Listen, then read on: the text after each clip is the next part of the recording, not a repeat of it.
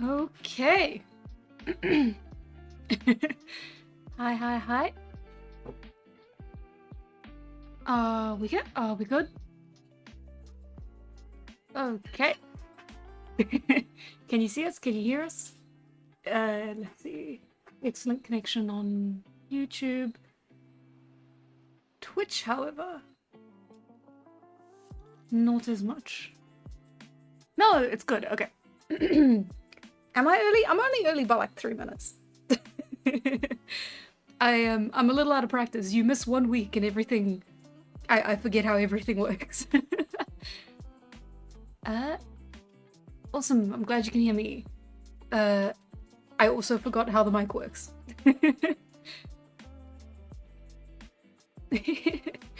Hi.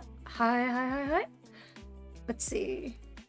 I was working on the background. I'm like a little bit late today, at least to like getting everything set up.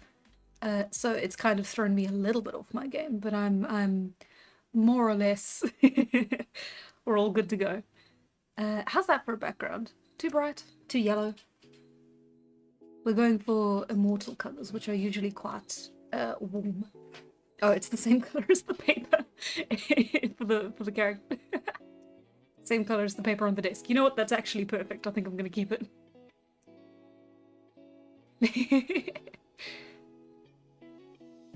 What am I missing?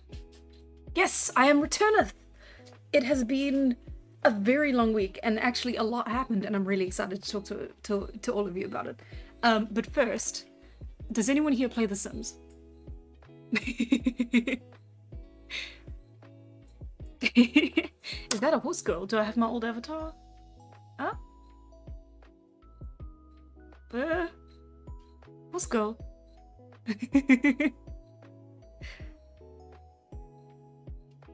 Yeah, this there is Sims drama going on because the new trailer for the next expansion pack came out. And it's like a big deal because the last expansion pack came out like less than 2 months ago, and people are really mad about it because the game is like, the game kind of broke after the last expansion pack. Like apparently like it's a huge issue, like a bunch of people's saves got corrupted and like some people can't even open the game, it's so broken, and they're mad that before fixing it they announced the next expansion pack. And of course like it's not really, that's just kind of how it played out. I'm sure they scheduled the, like they were making the trailer and scheduling like how the next pack was going to come out like months in advance compared to everything going terribly wrong. But it's I can't be too sad for them because it's I'm not very happy with The Sims 4. I don't think anyone is at the moment, at least. If an expansion doesn't break a save, it's probably not worth the money. I mean, if you say so.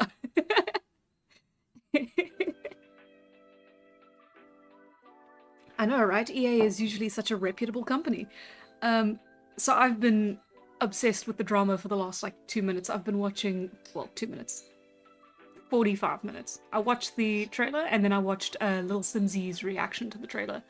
And it's very funny because like the first thing that she addresses is like, hey, the elephant in the room is that no one is happy right now.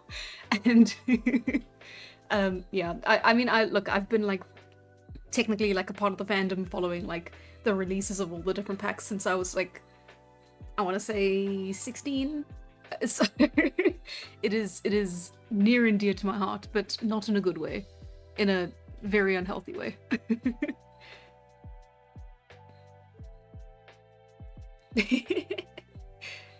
I didn't realize The Sims 4 was still getting expansion packs. Yeah, so they were gonna make The Sims 5 a couple of years back, and there was like plans for it. They had a bunch of like concept art for it and like test models and stuff. It was going to be more open world. I think there was going to be like a huge multiplayer sort of aspect to it that no one really understood and was kind of worried about. But then yeah, they had 2 projects open. It was like The Sims 5, and then I think it was called Project Renee, or Project Renee was Sims 5, and then they had like something else in the works. And yeah, no, both of them got scrapped. So now it's just The Sims 4, and they've released 3 expansion packs for them a year now. well, this is the third one a year, which is like not unheard of, but it's very unusual because they haven't released anything else. It's been expansion packs, which are the most expensive packs, like DLC you can get, and then you get the like tiny little I forget what they're called, but they're like little packs that have like I don't know, 20 or 30 pieces of furniture or like one gameplay element, and then those are like $5 each or something like that, like US dollars, but they're not like impressive. So, so it really feels like EA is being a bit scummy, especially since their last pack, which was the fairy pack. It was an expansion pack, but it really felt like it should have been a game pack. And game packs are cheaper, but expansion packs are more expensive. So I think that was maybe, if I had to assume, it was probably like a upstairs decision. It sucks because like you see some of the people who like work on the actual games, like the actual developers for it, when they do like live streams to show off the new features of the new packs. They seem really nice. I mean, I know they're on camera and everything, but like they're just people working. They're doing their jobs. They're like doing a cool thing that's like streaming to show people the content. And I don't know, it sucks. EA as a company is like really not moral at all. What else is new? Yeah, feels bad. Lost games. We're here living on a prayer? What, what do you mean, Twitch chat? Yeah. Okay, so, my other big news. So, okay, so we're of course doing the big world building festival that's this weekend. I'm actually going to be, not this time, but it's going to be 6 o'clock, 6 p.m. my time. It is going to be 12 p.m. EST. And we're going to be doing like the first stream of the event, and it's just going to be like a huge like world building challenge. It's going to be a bunch of us. Sorry, I had to do a little promotion in the beginning. I have to sneak it in there. But I'm super looking forward to it, and we've like put so much into it, and everyone's like really hyped about it, and I'm excited. And then this, yeah, so that we're really looking forward to. Also, I went to Comic-Con for the first time last weekend, so it's been a very eventful couple of weeks. Ah, hi Vincent! I hope you're doing well. Thank you for coming. I know you're busy. Let's see. Right, yeah, so I went to Comic-Con, and it was really cool, and it was really fun. It was up in Joburg, and it was very cool. Where is Cycle? Where is it? Yeah, it's I mean, I don't know. I know like Comic-Con in that is like as popular as like Ren fairs are in like the US. And I don't know what the situation is in other countries, but like in South Africa you only get 2 a year. And they're both kind of under the same, I think it's like the same organization, but they have one in Cape Town and they have one in Joburg. So I got into a car with a bunch of friends and we all drove up to Joburg. Oh, I forgot to put it up. Wait, no. Hang on. There we go. Hello. I have to refresh the page. I was setting everything. Like I said, I was running a little bit late, and I was setting everything up. And the Axel chat, which is what I'm using to, set the chat up on the screen and everything, it broke. It wasn't broken. It needed an update. So I was updating it quickly and like getting it all set up and everything, and then I completely forgot to refresh it, and I didn't even notice. So, haha! I can see the people. Twitch chat is always living on a prayer. Sorry, I didn't even see that one. Now I can, with the power of the visible chat.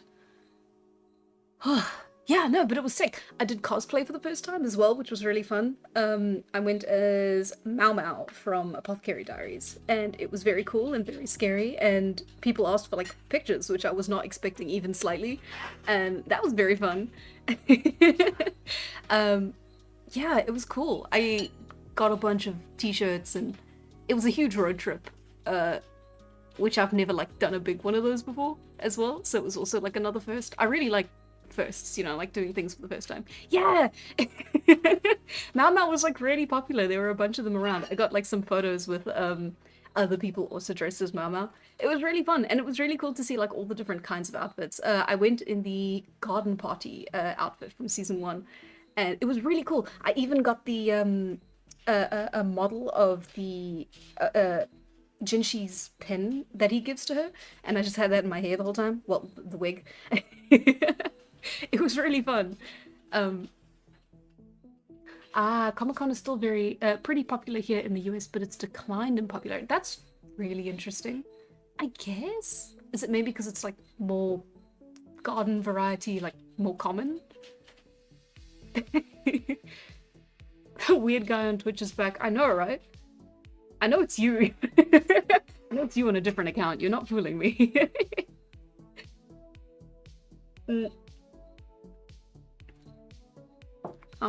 Yeah, no, yeah. So it's been a very exciting month. End of August, start of September. Give me a second. Okay. Can I show a pic? Unfortunately not, because my face is in it. So you will have to use your imaginations, or just find a screenshot of Mau Mau in Google Images, and yeah, no, that's what I look like. Exactly. Perfect.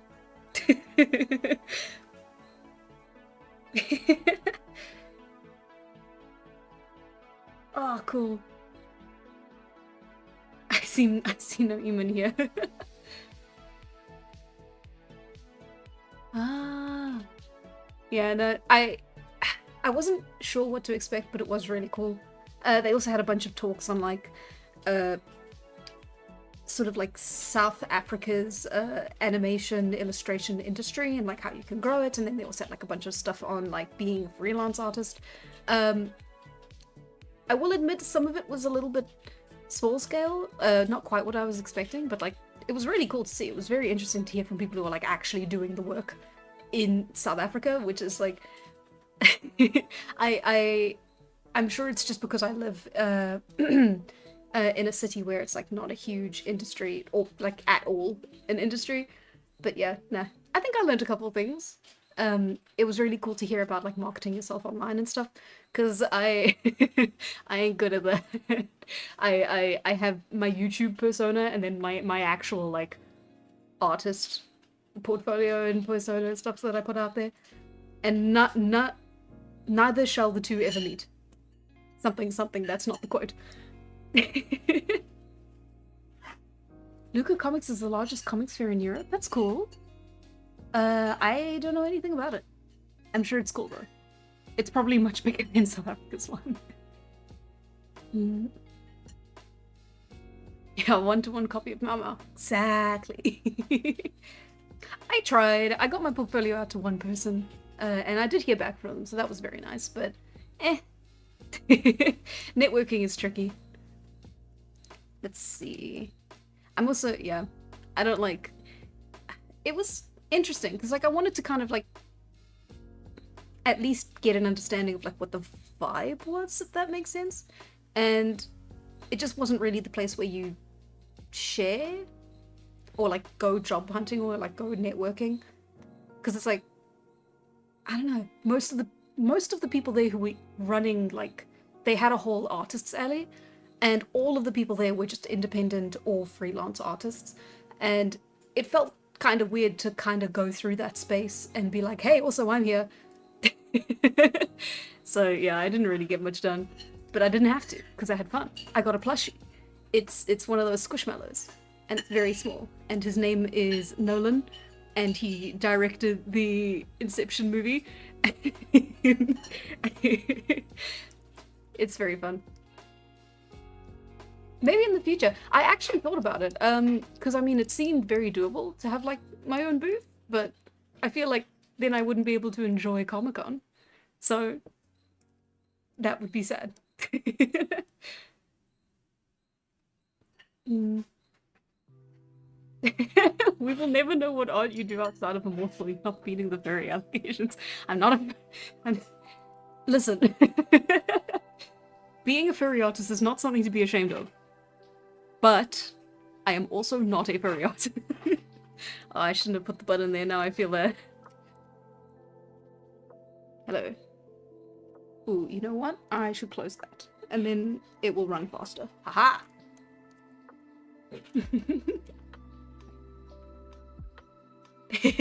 Show Nolan! I'll put a picture up on the Discord. Or on YouTube. I'll put it up on YouTube. More people can see it. The community tab.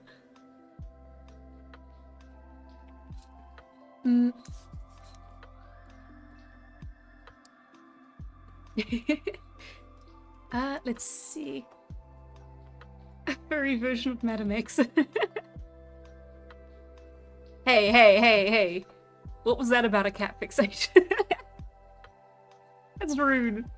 Cats are cool. Oh god. You're on thin ice, streamer. Yeah, hey, that's true. If you go back far enough, everyone's a furry.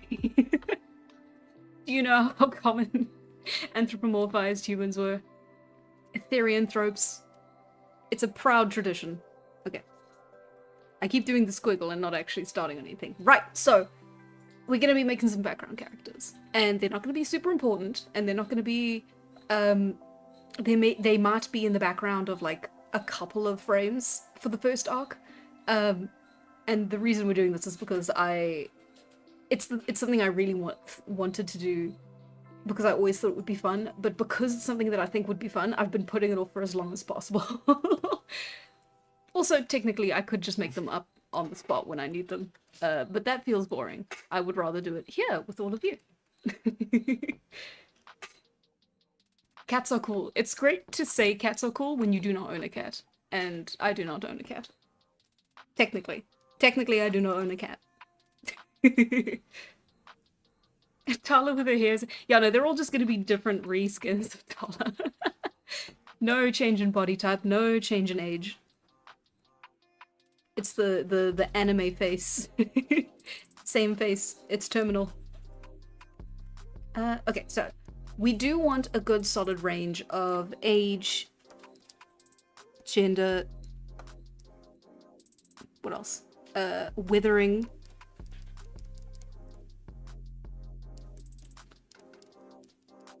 Body types, which feels like it maybe should have come before withering. Let's see. We can put some minor injuries, scars. That would kind of fall under withering. Since, of course, no sunscreen, no modern medicine, no stitching. Maybe stitching. I haven't actually looked into that. Actually, that's a good thing to look into. I mean, they would have probably have a way, right? Okay, I'm gonna get distracted up on it. No stitching. Pray for our streamer, she was Tala face. I know, tragic. I was maimed at birth. Now I look like this.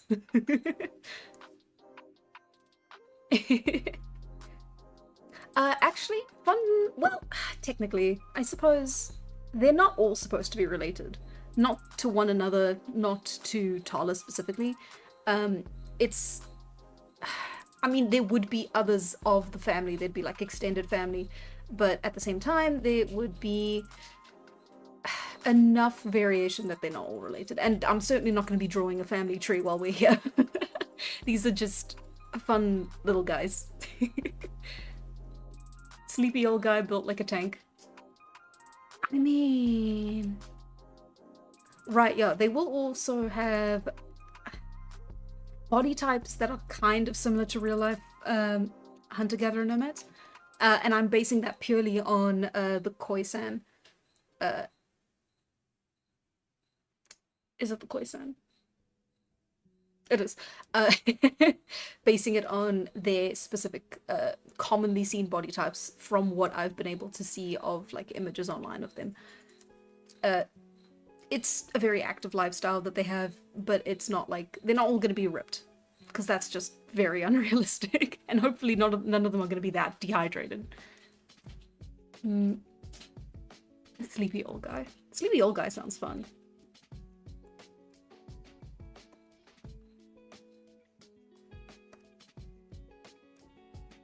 Let's give him... He... rectangular. I know one line of that song, and I know that it was like a lol cow for a bit, but that's about it.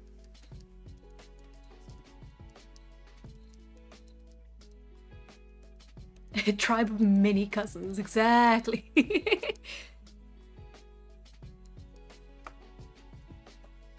Minimum viable population, go burn. We're gonna be making 50 people. We have 3 hours. Let's see how far we get.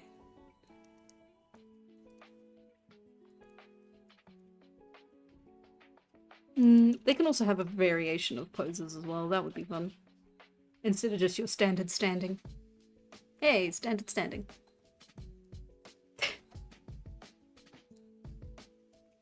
There is also a thing that I've been debating with the clothing design specifically. I'll talk about it later. I'll talk about it later.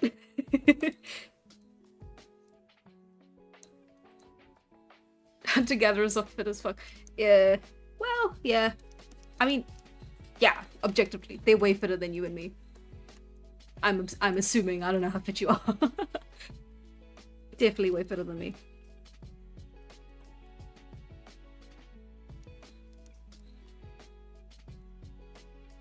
Let's give him a little bit more.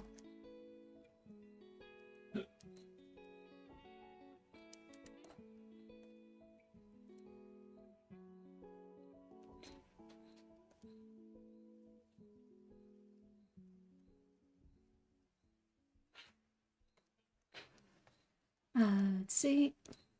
No beer belly for this one. That's all natural.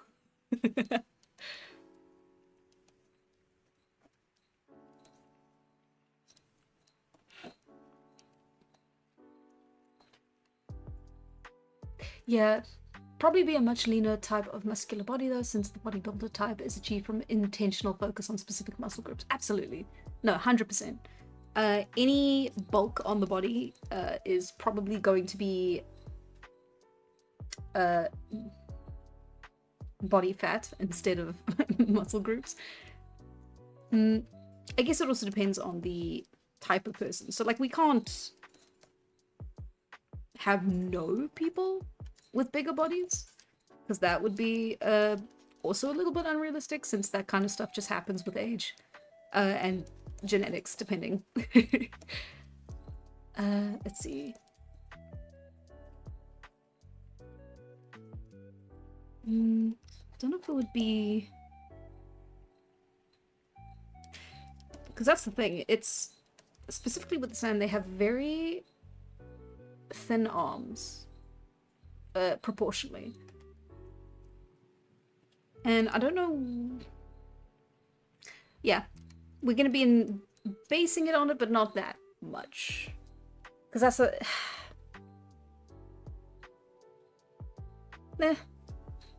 artistic direction. I'm not gonna worry about it too much.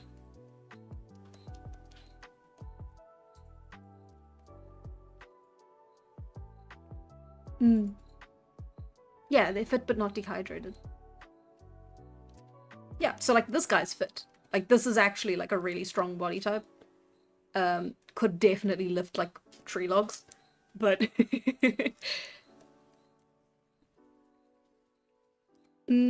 not ripped as we define it today. I don't know. I don't know what I'm talking about. I don't know anything about weightlifting or like staying in shape.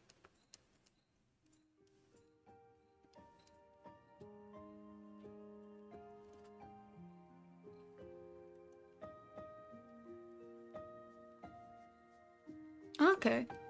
My idea for the body types of the main sisters of my protags would be to make the ones that are responsible for more sedentary functions to be less leaner than the more active ones. I mean, yeah, that makes sense. Mm.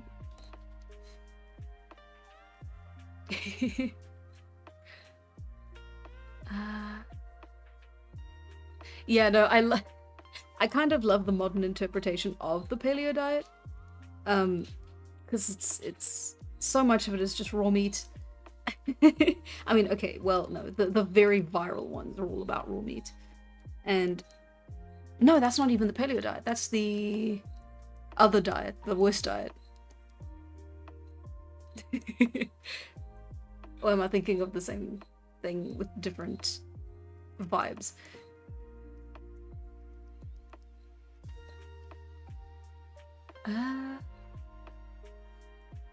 Yeah, no, but the yeah. It's actually very funny to think that people are like, oh, your ancestors lived on raw meat specifically. Because, well, no. Kind of, I guess. Like, you could air dry it. But eating raw meat, well, probably was done as a practice. The only reason we got as far as we did and evolved to have the intelligence that we have, and I'm basing this off of stuff I looked into years ago and then remembered and then didn't look it up again, so I might be like paraphrasing quite a bit, is because we managed to increase our caloric intake by consuming cooked meat. And that kind of, because it was like far more nutritious and had like a higher calorie density, it like directly led to the like growth of our brain cells or something like that, or is believed to be, or maybe I'm completely misremembering a fact, but I'm pretty sure I'm not, so take that with a grain of salt. Vincent, help, he's still here.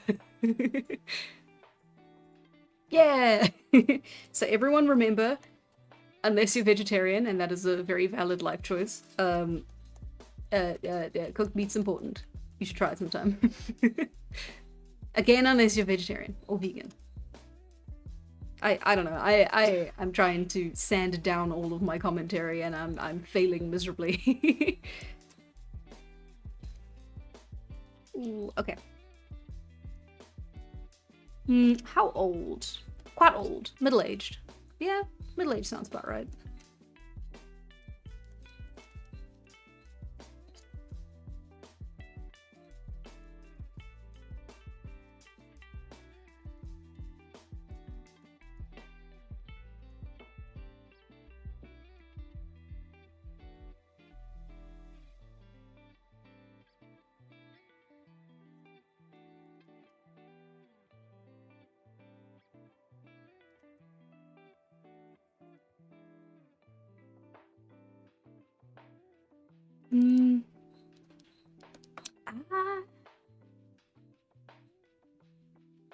Raw meat and salt.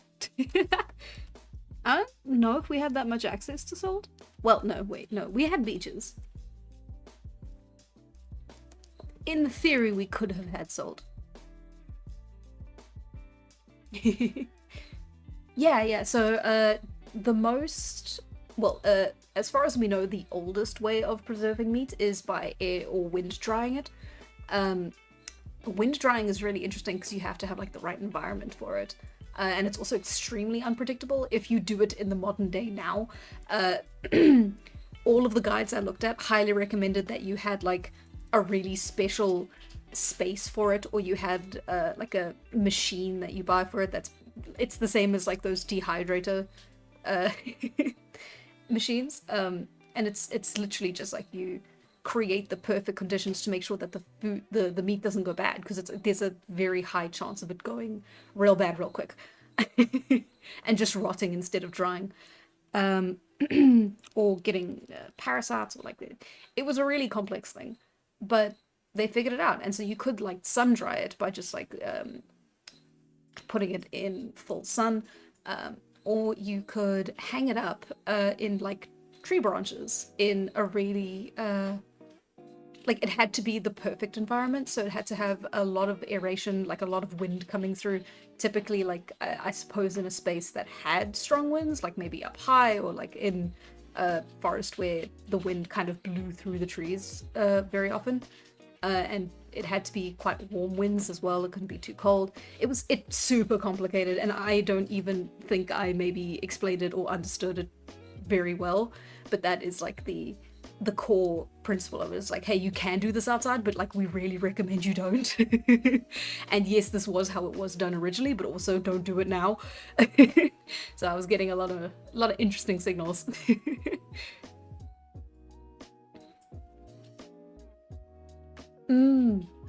Really? Part of the reason beer became so ubiquitous in a post-agricultural humanity was because it had a lot of nutrients that people surviving on a non-varied farm diet would have been missing. I mean, I believe it. I believe it 100%. Because our diets did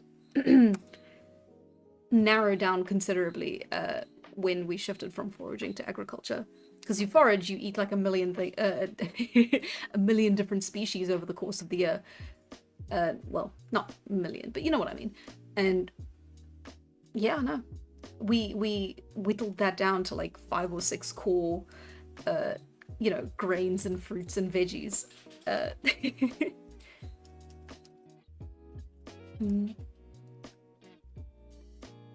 According to a recent study, they usually ate much more vegetable food that many people think, but more meat than farmers. Oh, they usually ate much more vegetable food than many people think, but more meat than farmers for most of the civilization. Really? I mean, okay, well, the meat thing doesn't make sense. I guess it does. Yeah. Right, okay. So, like, a much more varied diet. Shout out to modern medicine for not making us die randomly. Yeah. It's insane the amount of stuff we dodge. It's kind of at the point where like I've seen so many like of the ways people just died in history that it's kind of a miracle we made it at all. Like people really were just having kids nonstop. And then half the kids would not make it, and then the other half died near or in adulthood, so I don't know how we made it at all. Okay, he definitely broke his nose at some point, but I don't know how to draw that. How draw broken nose? This is the creative process, my friends.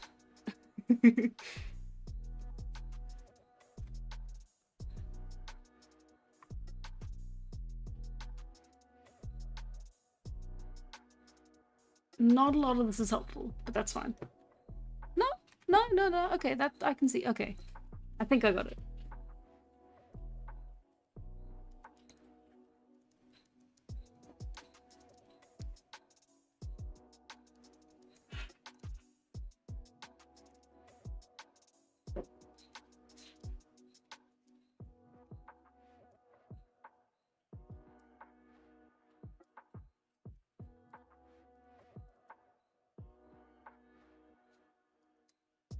Okay.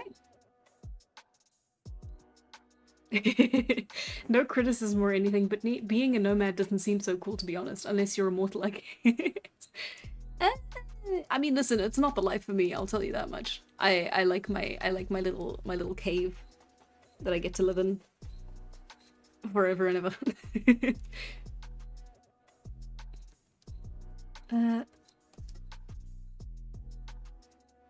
Ooh, balding. Or is that maybe too much?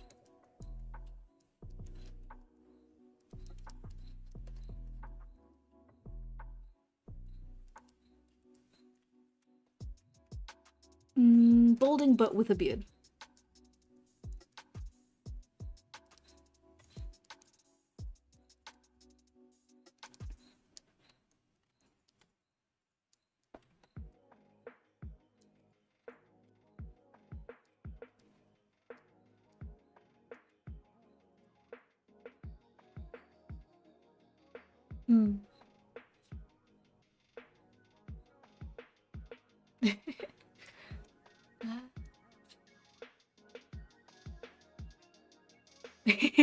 I may or may not have a fondness for food history, it just hits the right part of my brain that goes, I'm doing the thing my ancestors did and experiencing the results, and the brain go brew. I can't tell you the number of times, because it's like, I completely understand like the people who go like, oh my god, cooking is a nightmare and I hate doing it every day, and like, what do you mean I have to do it all the time every day? But I really enjoy cooking, and I really like the feeling of like, I don't know, chopping up a piece of garlic and like getting all the spices, as many as I can, and just putting them in whatever I'm cooking. And I really like thinking, like it makes me feel like I'm living in the lap of luxury, because wow. There really were like famous points in history where like this would have been impossible just to make this food and make this dish. And I don't know, it makes me really, really happy. Just like, hey, life could be worse. I could not have salt.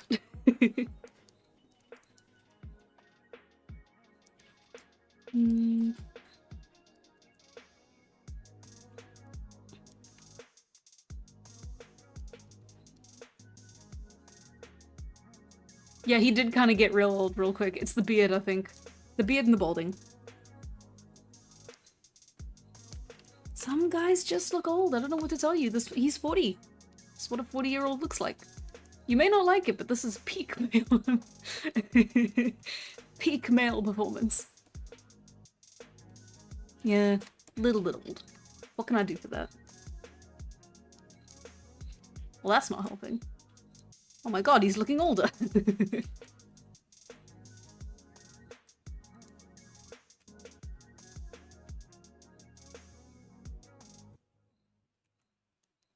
Damn kids these days.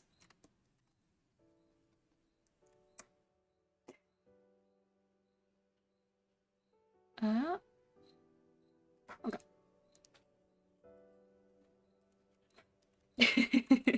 Immortal the first Santa. No! You're right, though. What if...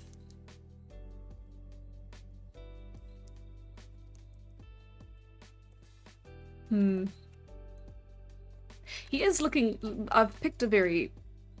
Like, he looks too serious. The Immortal art style's a little bit more glossy. So I would probably have to remake him with a little bit less detail. Then again, it might just be the sketching that's giving him that look.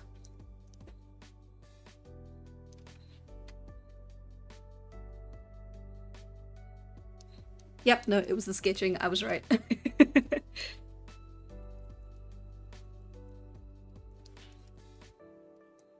Sketching in the eyes. Because that's a thing. When a lot of creators, like even in professional like anime and stuff like that, when you kind of use these eyes on older characters, the eyes are just, they're too big and they look a little bit weird. And you can tell they're not really used to drawing older characters, and I really don't want that to happen here. So whenever you're drawing older characters, the eyes just have to be that much smaller. Is he crying or is that his eyes? He's supposed to be angry at the kids these days, but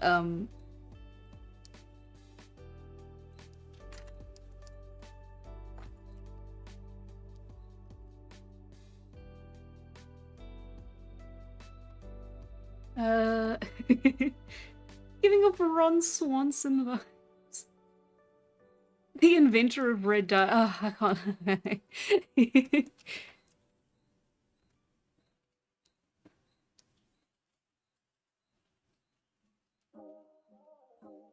There we go. Ta-da! Maybe muscles would help him look younger?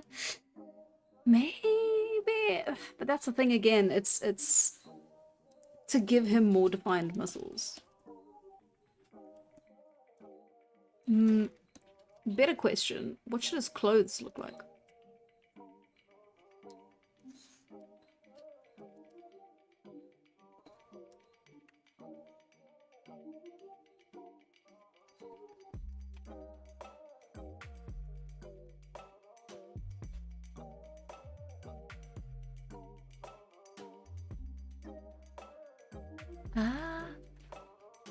Ah.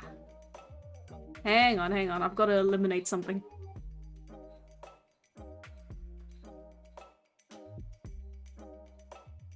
There we go.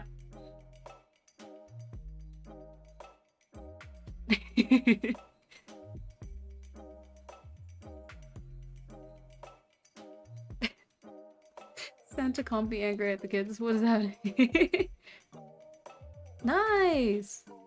Good luck at work. Thank you for listening.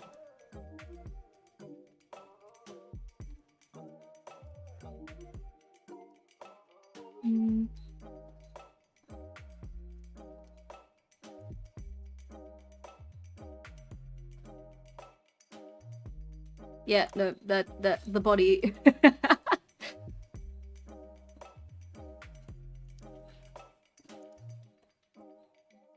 Maybe that exact sitting position was not the best choice.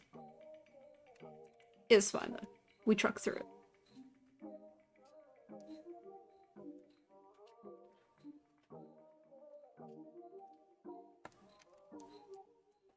I was just trying to give him some character with the sitting.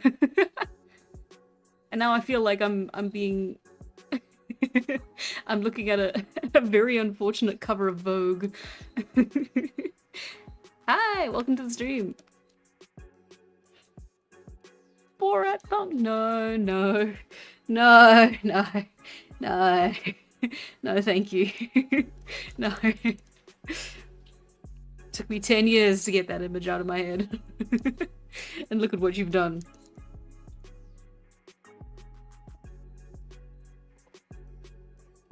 Okay, we're just gonna very roughly do impressions of what the hands and feet and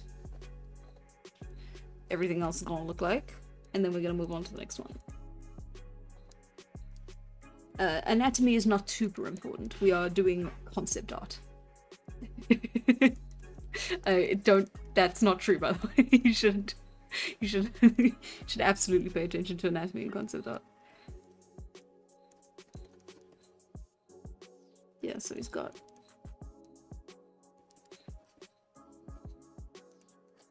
it's just leering at you. Oh no. A rat that climbed his chest. No, no.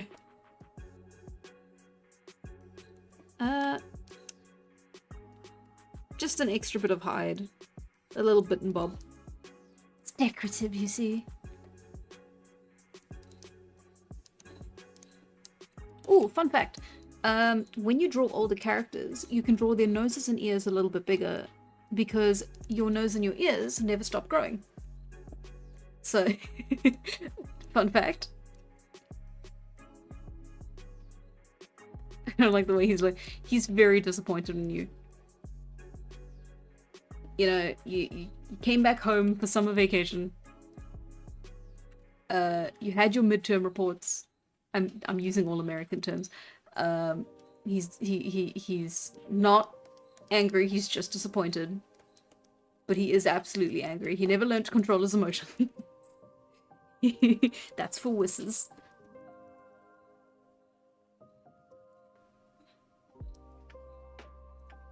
And then we're just gonna give him a few ephemerals around the arm. These we really are just gonna make into squiggles, because I ain't doing all that. I will come up with them on the spot for the comic, and I will just keep referencing the same panel when I need to redraw them later on. Which I have done for the short comic, which might actually be why it's taking so long, so maybe I should change up my tactics.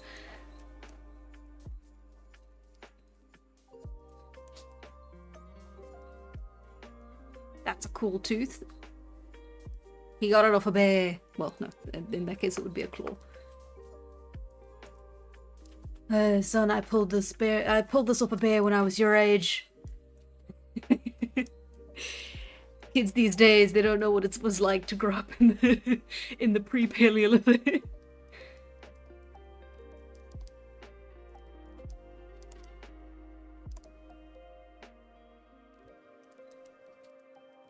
Tala just grows elf ears at some point and turns into Firin. I might draw her as Firin. That would be a fun little bit of like non-canon art. But like I said, we are going to be ignoring the hands for now. That's kind of the general shape of what they're going to be. And then ooh, I know what I can do for tattoos. Well, not tattoos, markings. Or a big old one. You see, he gets heartburn. So he protects himself with a little circle. The hunter god's symbol around his chest. Because, you know, that'll fix it. I'm being very mean. It's like, haha, your religion's not real because I made it up. I'm sure that doesn't make me sound heartless. Okay. I wish I'd picked a different pose for him, but he's fine for now. We'll just put you in the corner over there. Thanks, Grandpa.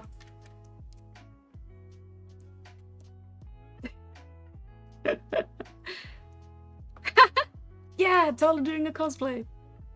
Just like New Zealand. Exactly. All kids these days know how to do is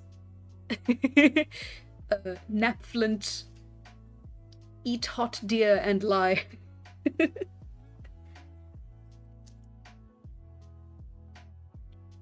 Okay, let's go in the complete opposite direction and make a little kiddo.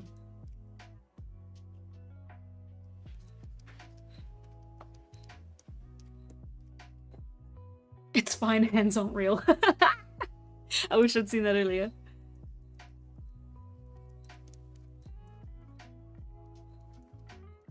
Ooh, let's go really young. This is a toddler. They cannot walk on their own. They have to be carried.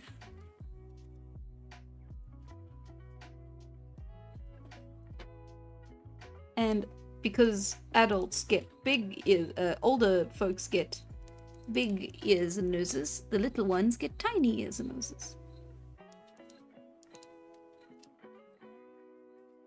And very big eyes. 2 of those is because of anatomy, 1 of those is because of art style.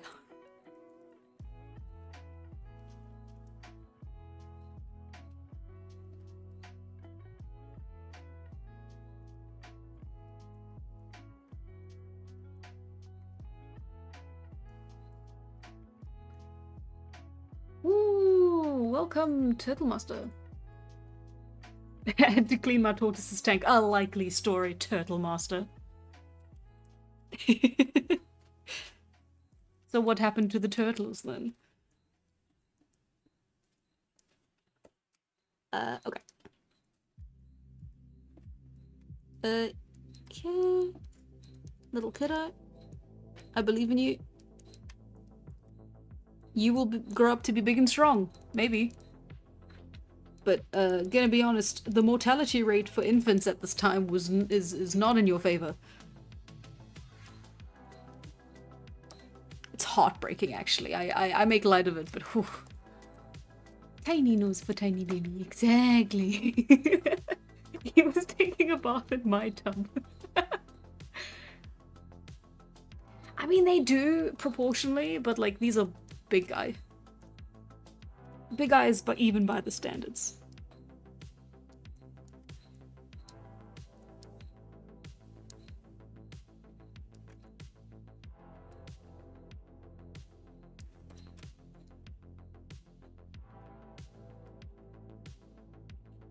And then of course they're sucking their thumb, because that's what every infant illustration is doing. Okay.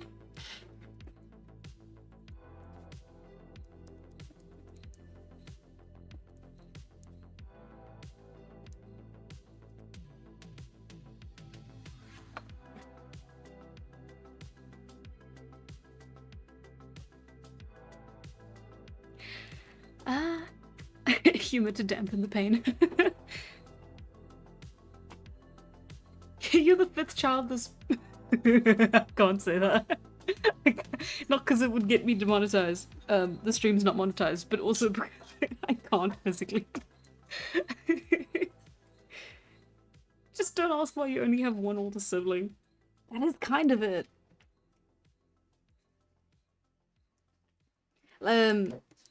I don't know if you know like the lore for Tala's family. I only ever talked about it in one short, so I don't blame you if you don't.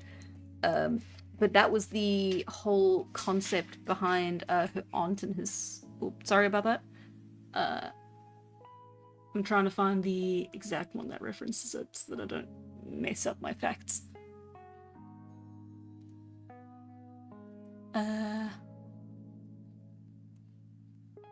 Yeah, so that was the whole point of these two characters. So that's Tola's aunt Mitska. She is the sister of Tolok, and husband Ogel. And they had a really rough time with their kids, where their first child made it, and that was like super fortunate for them, and it like got their hopes up, and then they just didn't make. They just had a terrible time from then on out, up until little Mai, she is the oldest that any of their other children has made it after Maya. So it is rough. It's a rough time out there. But it's okay, because they got Mai. Bye, Iman Racing. Lovely to have you here. Thank you for being the load-bearing commenter on Twitch.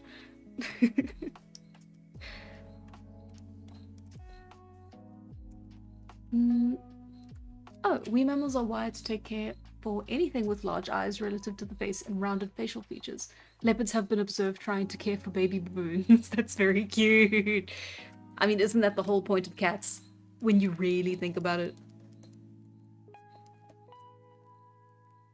I did like drawing Iggy, actually. Designing Iggy was very cute.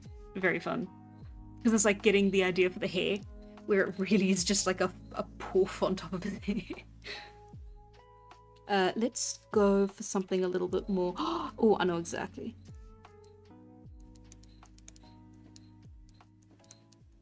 Well, they wouldn't actually be beans. They'd be like little ephemerals.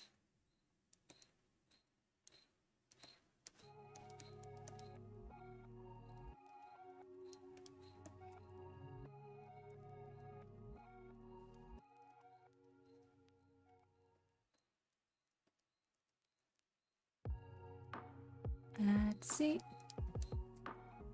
It's Turtle Master Erasure. Turtle Master just got here, okay? Even Racing was here since the beginning. I am simply giving the soldier their dues.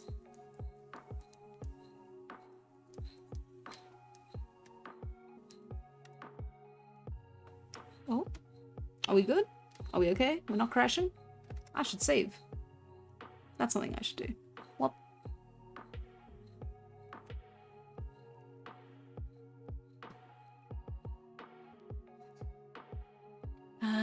Let's see. YouTube, history, background characters.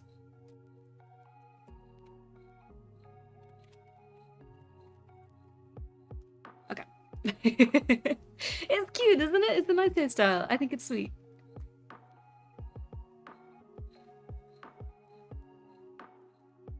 Ooh, what do they use for strings in Immortal? So there are two things that they can primarily use for like strings and stuff. The toughest that you can use, well, not the toughest, but like the most string-like thing they could use is, okay, wait, no, there's technically three, but it depends on like their tech level and what they're capable of, and technically weaving is not in their wheelhouse. So they just use the bundles around their legs as warmers. So what they use for string is primarily sinew, that you can get from, you know, any larger animal that you just rip out. It's a little violent, sorry. But yeah, so they can use sinew, but sinew isn't waterproof unless it's treated, and I don't know how the process to treat them goes, or if it's even something that they would have had at that technology level. So the easiest way to do it is to get like pelts and then cut them into strips. Or tear them into strips. Yeah, and then you can just do that.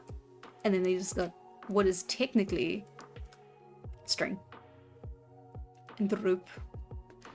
Later on down the line, they can start weaving fibers into like proper string. So stuff like hemp, flax, linen.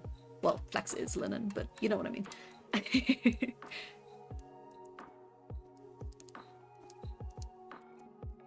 Baby.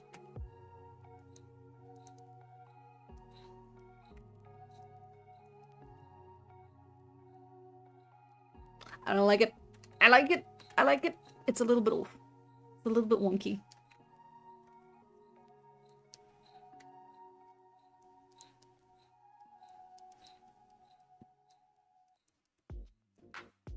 It's fine. It's fine.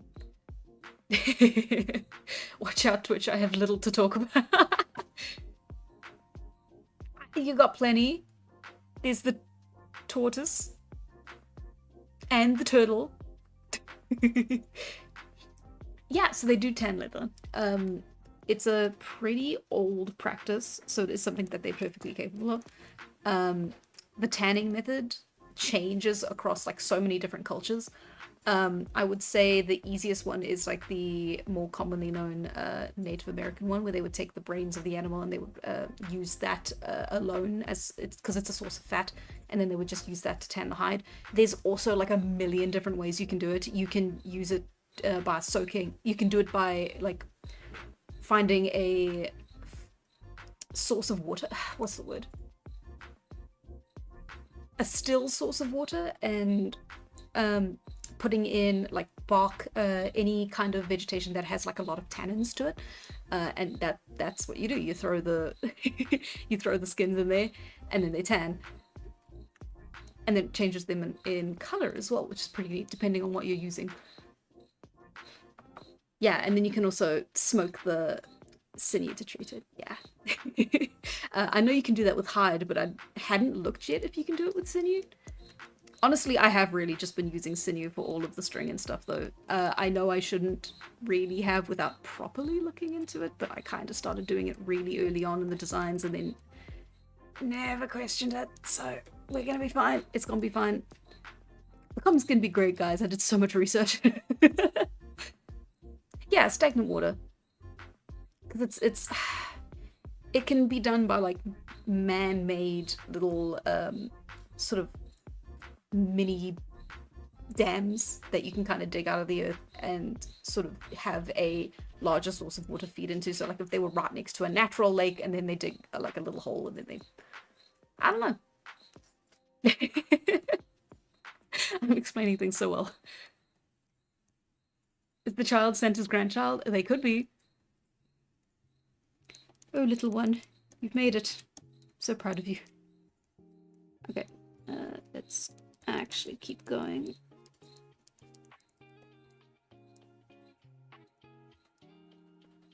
You're so chubby.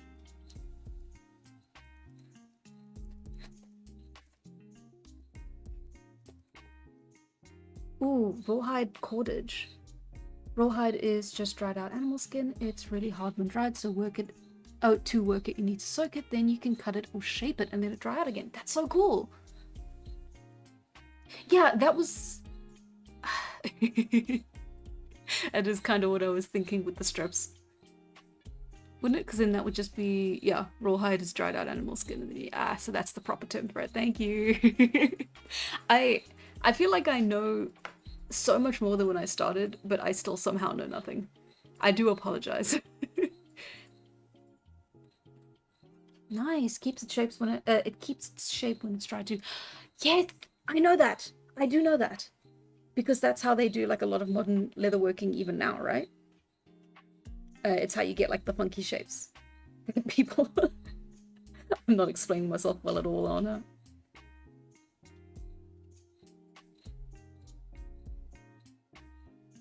Process of sinew string wrapped in wide to get the benefits of both. Typical for things like bowstring. That's so cool. I haven't even looked into things like archery and like bows and stuff here, because that is like quite a little bit after the setting for Immortal. So I haven't done any research specifically on that. Even for the stream we're doing on Saturday, I had to do a lot of like looking into Neolithic architecture, because it wasn't something I had covered as much as Paleolithic architecture. So I did a lot of looking into it myself, and then Vincent helped a huge amount, wrote pages of it. So yeah, I'm really looking forward to it. But it's gonna be fun. And I did I knew nothing like 4 weeks ago, but it's fine.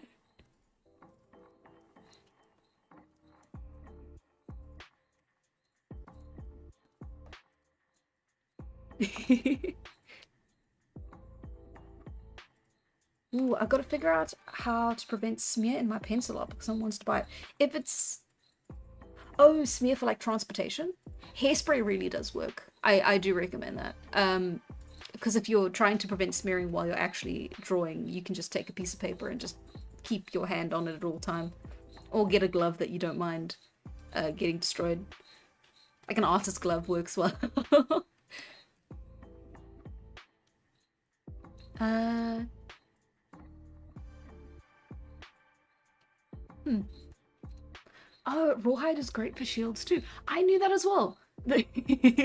um, rawhide shields are like a symbol for the Zulu shields. Sorry, you even mentioned it. Yeah, the Zulu shields were made of cowskin rawhide. Yeah, and it's cool. It's the shield and the spears are a pretty prominent symbol within the. I think it's part of our coat of arms. You get it on the coins. You get it on the administrative buildings. It's sick. I'm pretty sure it represents the Zulu tribe, but someone told me that a very long time ago, and I'm probably misremembering it. So I will warn you ahead of time. Ah, it's already done though, so I just need it to stay put. 100% hairspray. I know it sounds dumb, but it really works.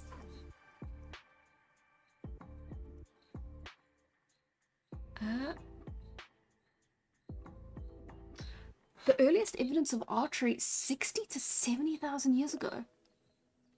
South Africa. That's so fascinating. I had no idea. 60 to 70 is way before what I have it marked down as. It must be the difference between European evidence of archery and African. I have to assume, otherwise I've got to do some reworking. And God forbid. Your arms are too long, little one. That is not a toddler arm, that is a 12-year-old arm.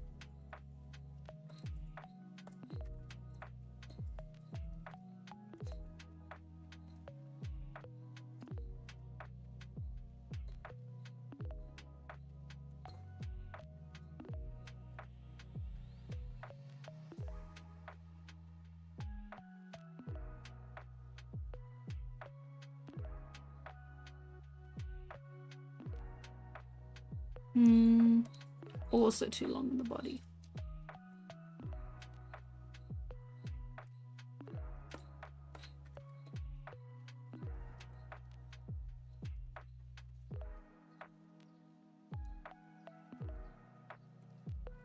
Yeah, okay, that's better.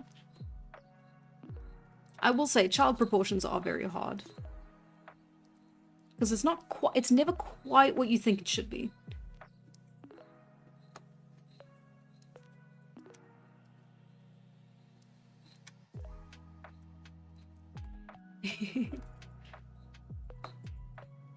Isn't the Zulu style short spear called an Ikiwa? Ikiwa? You know what? I have no idea. I am absolutely awful. I've been to the museums. I've definitely seen them in real life. I could not tell you the names of anything. It is terrible. Actually, I do need to go back to the museum. There is a museum here in Durban, like a natural history museum that is supposedly very good. And I've never been there. I've never been there. Ever since I moved here, I wanted to do like a day trip. Even when I didn't live here, I wanted to do a day trip. And yet I haven't. Life gets in the way. No, I'll find some time to do it. Hopefully soon. Maybe they'll let me take a video of it. I can annoy all of you guys.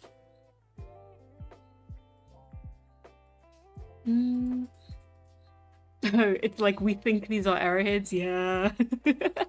It's pretty common. Oh, the oldest bows that we found are like 10,000 years old. So evidence is doing a lot of heavy lifting. Ah, I see. Okay, well then I don't feel so bad. Because that is... if it does turn out that I missed like all of archery in like the initial looking into like... that would have sucked.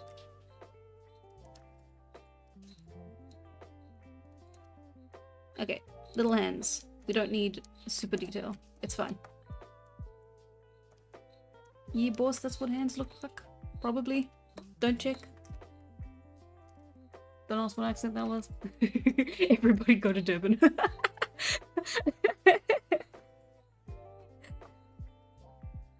Oh, isn't the so-called Cradle of Humanity in South Africa? Yes, it's actually in Joburg. When I was planning out the Comic-Con trip, I floated the idea of visiting it to my friends, but we were so like limited in time, and they were like, we're not going to do that in our free time, like the little time that we have. And it turns out we had no time at all. We literally we had just enough time to get to the Airbnb, sleep there, go to Comic-Con again the next day, and then just go straight back home. So we had no time to do anything. But I do want to see the Cradle of Humanity one day. I have not doxed myself. I've said I live in Durban. Oh no. I've said that before. It's a big city. You'll never find me.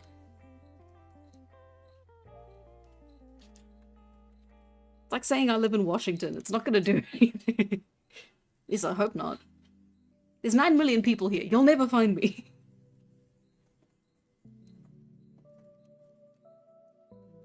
Life finds a way, no, it gets in the way. Exactly. She keeps doing this. What do I keep doing? Doxing myself. Fuck. I mean, the paparazzi doesn't know what I look like. I think I'll be okay. There's a manhunt out for an obscure YouTuber.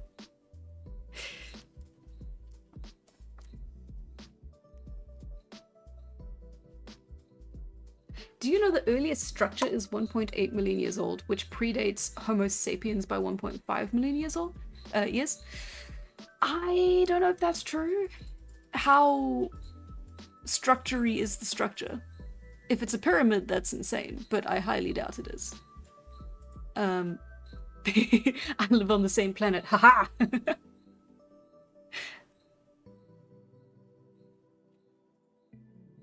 Oh, it was a windbreak. Oh, that's cool.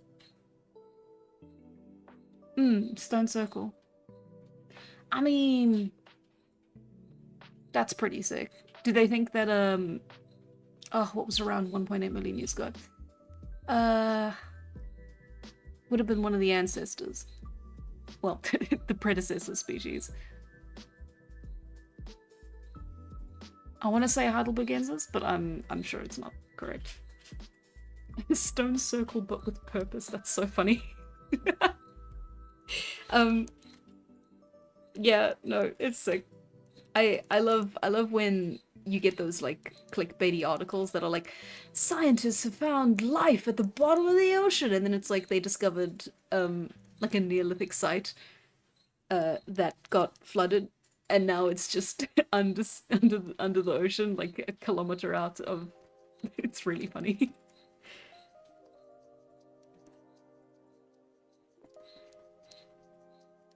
Okay, child. Here is the thing.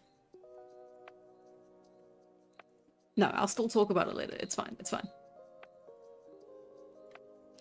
Yeah, no, I definitely have not gotten the proportions correct on this. Let me see if I can tweak it a bit. It's the arm.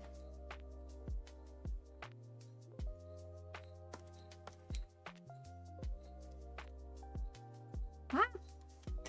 Little wave. It's fine.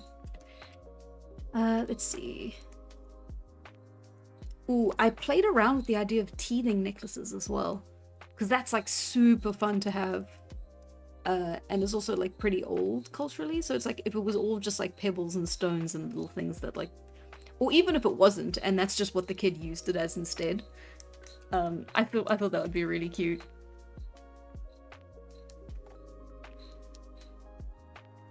It's like Mama gave you this to protect you. It's like, nah, I'll chew on it. Just find the fluffy white-haired glasses-wearing woman with dark eyes who happens to go to the back alley of the non-existent Wendy's every now and then. Yeah, it's right there. I'm surprised you guys haven't found it yet. Oh, the oldest building is in Zagros and is 12,000 years old, but it's more like a citadel. That's cool. Really? Are we not? Because the oldest one I know of is Göbekli Tepe. But that's like also the newest, like most famous one. Yeah, I thought it was Göbekli Tepe.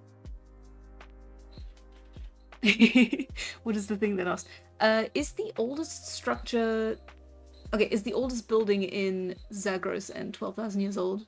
And is more like a citadel? Please. Help me. I don't know. What if they made it themselves? They could've. Yes, it's Gobli. Goblin Tepe.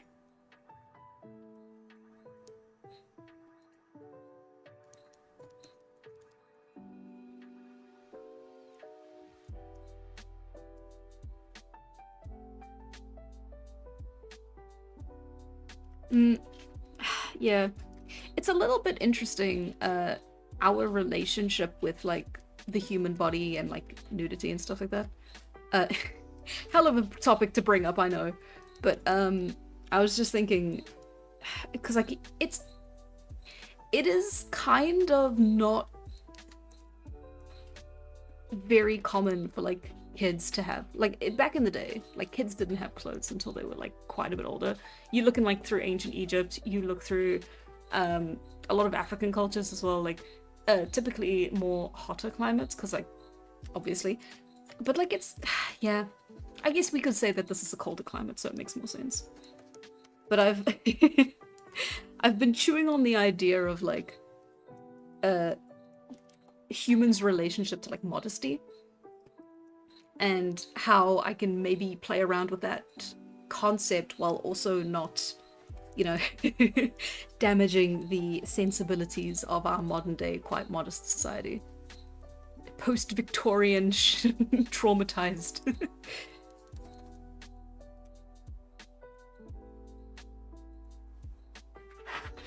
Okay.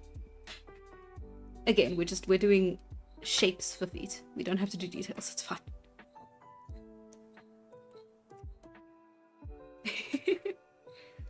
Oh, in places poor of oxygen and extremely high humidity, logs can be preserved for a long time. Cool. The first wooden in reference to the first wooden structure, which was believed to serve as a foundation for something, dates back 47,000. Oh no, that's wrong. Is it 476,000 years? I mean, it's not as long as 1.8 million.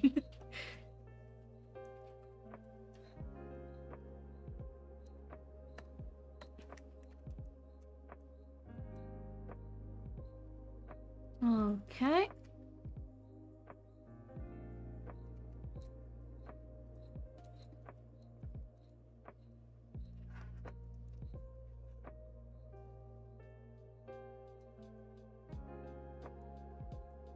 Let's try and give this one a little bit more of a distinct face.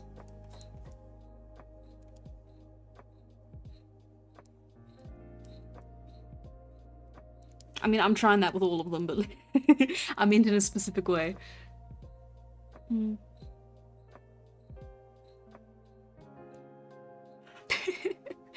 I imagine it's the sort of thing where, like, some scientists argue that this amount of dirt is artificial, other scientists don't. Yeah, does seem to be the case. Have I? Oh, I'm a little bit behind.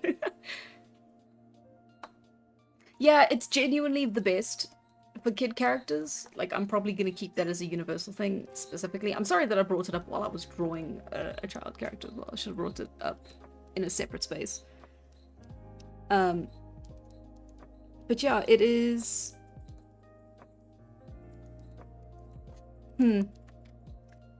I don't know, because I could do it and then have fun with it, where it's like there's like a perspective like plant in the front that like just covers up. Very Adam and Eve, you know? But again, I'll probably just do the classic thing where just it's part of the world, you're not supposed to question it. This one's for the this one's for the censorship gods.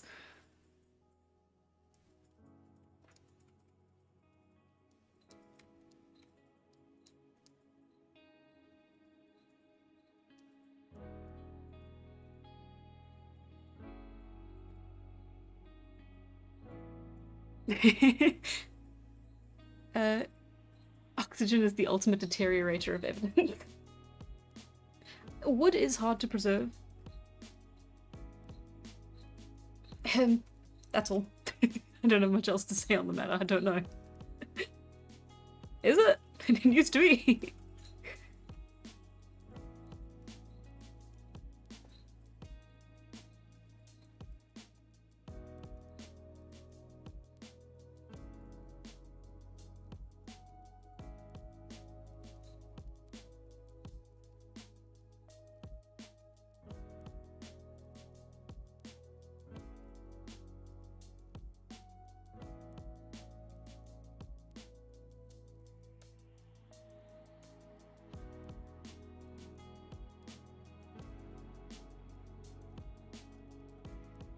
I have literally given no other characters those lips.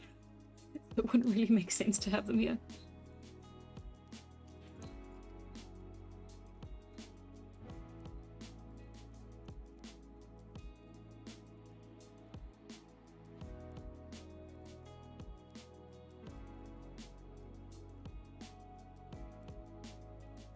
I didn't give the little guy any markings. I haven't given any of them any markings.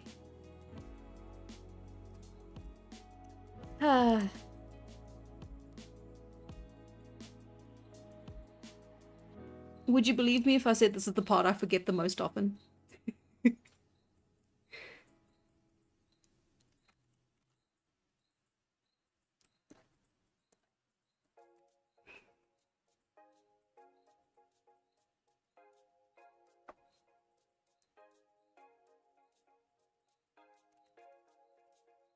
Very commando. Santa's going to war. Markings, Mason, what do they mean? The round ones are a symbol of the the hunting god, because the wild god is the eye, so the hunting god is the sun. And then, you know, yin yang, etc, etc. And so they put circular patterns on each other or on themselves based on parts of the body that they want to protect or strengthen. So you'll see a lot of like right arms, right hands, right wrists that will have the circles on them. I also gave him here, I was like, oh, maybe he's got like a sore shoulder or something, you know, old people problems. And it's like, as they get older, if they get like bad backs, you can have like one on every point of the spine, or just like a lot of big ones. And then, I don't know, if you're a little kid, your mom can, or well, mom or dad or whoever can just pop them on. There you go. Grow up big and strong. And then the actual under the eye started as a practical, with a practical purpose, where it was for snow blindness. Well, to protect against snow blindness, which does actually work in real life, just technically not well enough for it to actually be a practice, which is very annoying. But it's also linked to the culture where it's like it's used as protective markings against, you know, evil spirits in the shadows, etc, etc. So it's like they can't properly identify your face with the markings. And then also because it's made of the same material as the wild god, it's kind of associated with more protective natures. A protective material. Sorry, I went on a little bit of a ramble. It is nice touching base with this stuff as well, though, because I did make the shorts that kind of talk about this stuff a long time ago. So, like, some of my stuff's changed, some of the motivations have changed. I'm constantly tweaking things, and I worry a lot about how that's kind of like, oh, well, now this short is kind of slightly out of date because I've also added an extra reason for this, or I've changed the reason for this. So it's so nice to put it 1 hour and 20 minutes into a live stream where everyone can see it now. Become the wolf for Christmas has. Ooh, peat bogs. Yeah, those are excellent for preserving things.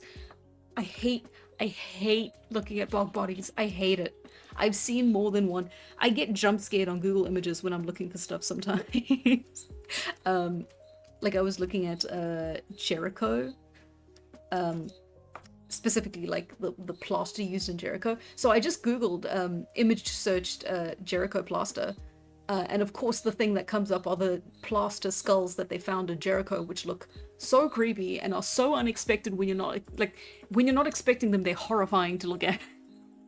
So I got jump scared by Google image search, which is not fun, and definitely lowers a little bit of my credibility as a sick gamer.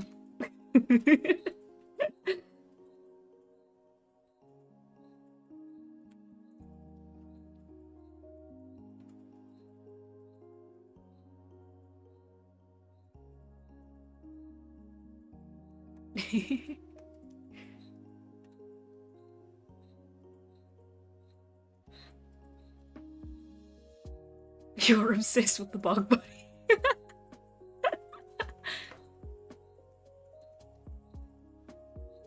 Oh, red eyes suggest bigger vulnerability for eye-related problems, so something that works barely for us may be a literal game changer for them. I have never thought of it that way. That's kind of genius. Huh. Yeah, if I actually applied my brain and used real-life logic. I kind of want to use that as a reason, and I don't want to take your idea since you suggested it, so I'll just be quiet.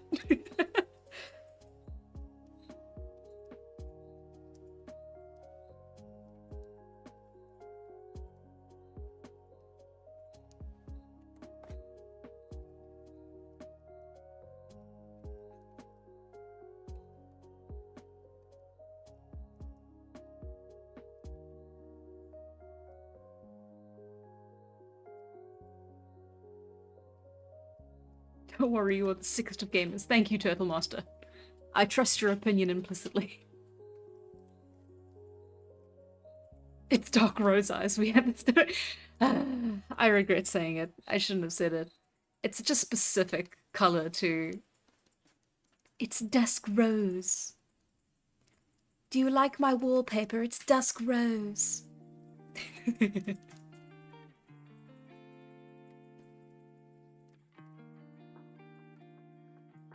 We're getting a little Steven Universe with the hair now, but it's fine. Sorry, this is the first time it's occurred to me.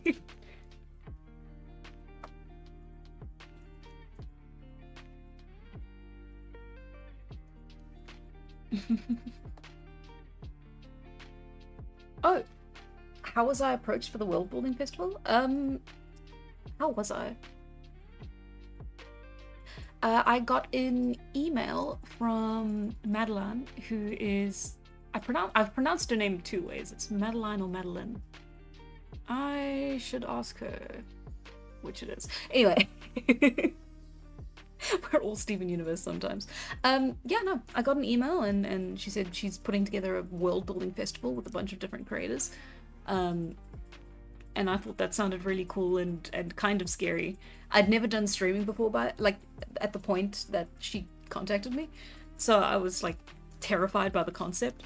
But I've kind of been trying to live by this philosophy for the last couple of years, which is like just, you know, say yes to as many things as possible. And if it's like something new and something that could be exciting, just go for it and don't think about it.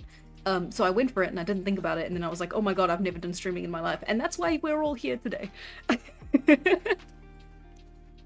I mean, it was also like really helpful. Like I also felt really bad about like just disappearing for months on end, which wasn't fair to you guys on YouTube. It wasn't fair to you guys on the Patreon as well, especially. So I'm trying to be a little bit more active, and this is one of my ways of trying to be a little bit more active. It also helped to kind of build confidence for this event. So yeah. Yeah, it was a while ago. It feels like I've been doing this much longer than I actually have, though. I think it's only been 2 months. Watch it not be. Watch it be like, watch it be 6 months. Oh no.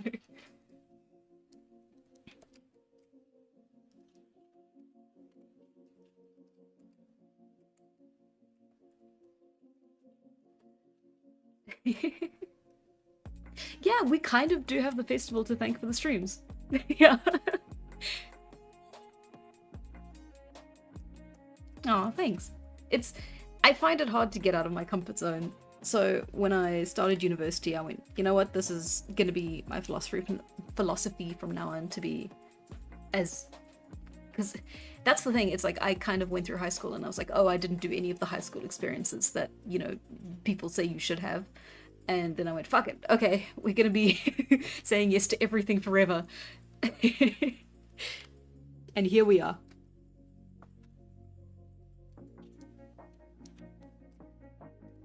You take so long on your videos, I don't think anyone really noticed. Yeah, I do take a long time on the videos, I'm sorry. I wish I had more free time, but it is what it is. And I am eternally grateful to you guys for being as patient as you are.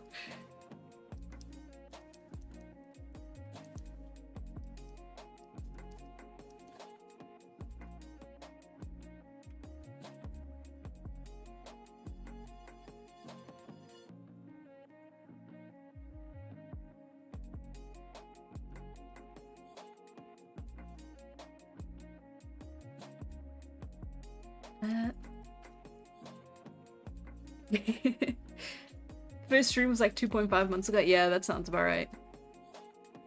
Oh, I've been trying to do the same thing, challenging myself to actually do things, and seeing you work on your projects despite everything is inspiring. Oh, thank you. That's really sweet. I'm glad. That's sick. Yeah. I mean, listen, don't think that I'm like a super adventurous person. I mean, the Comic-Con thing was 100% like a result of that philosophy as well.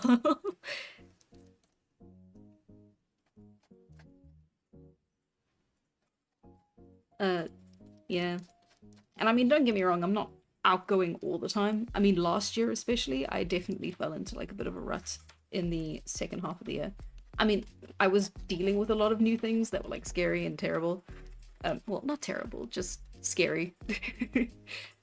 Just regular coming of age sort of stuff. I was living on my own for the first time, so I had to deal with a lot of stuff. And so I was dealing with so much new stuff. I did kind of just settle into a routine because that was stabilizing. And now I'm in a much better place this year, and actually taking risks and doing fun stuff, which is cool. I'm glad I got to this point. How does the human body work, and how do people stand? Will we ever know? Probably not.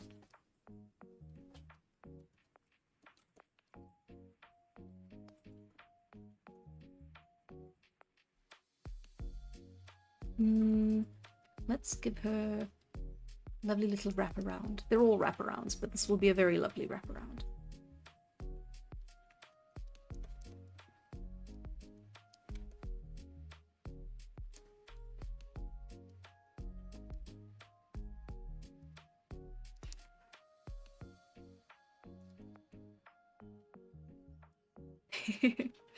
We don't mind the way we've got the Bigfoot meme. Yeah.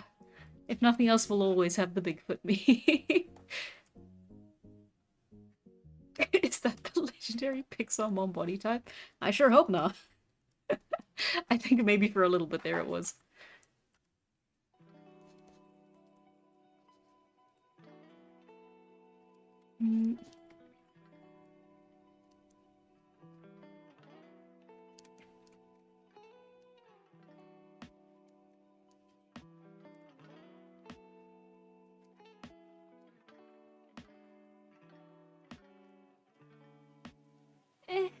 That's fine. It's fine.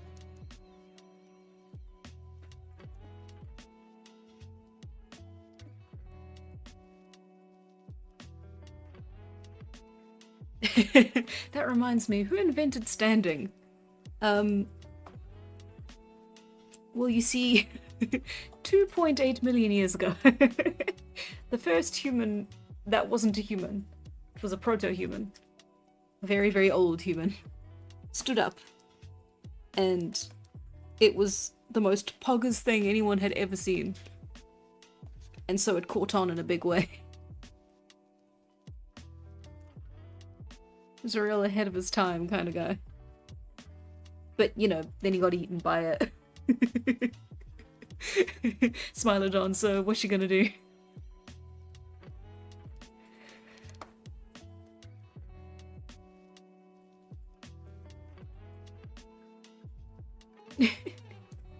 Oh, can someone explain what the Bigfoot meme even is? On the Discord, every time I show up, because I only kind of show up every couple weeks to every couple months, I am treated to the Bigfoot meme. And... oh god. I can't explain it. Someone else tell it.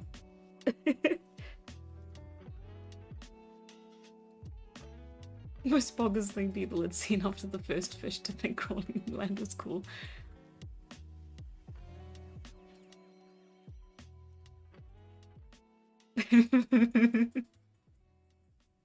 Oh, thank you, Vincent! Standing was probably invented before the last common ancestor between us, chimpanzee and gorilla. I'm so glad. Mystery solved. So now, why don't we learn about them in the textbooks is my question. We learn about the inventor of the light bulb, but not the inventor of standing.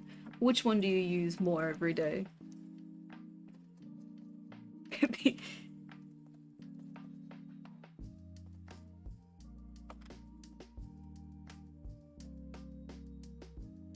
Why is she standing like that, though? I was supposed to have her, like, holding something, but now she just looks really shy.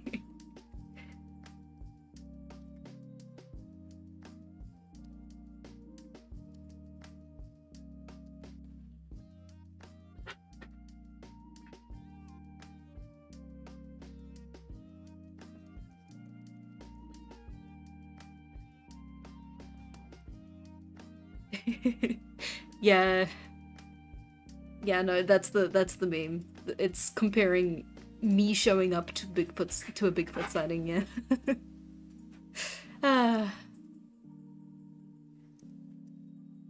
But who invented the last common ancestor between us, chimpanzees and gorillas? The missing link.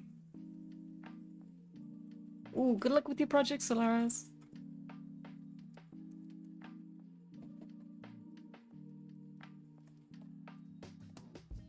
Have her hold a stick. Yeah, probably. It was gonna be like a bundle of sticks. Or maybe, you know, like whatever I could better, like think of better.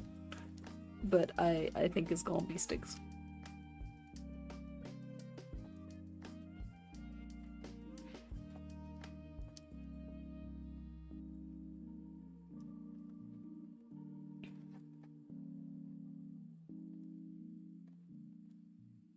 Everyone likes a cool stick, right?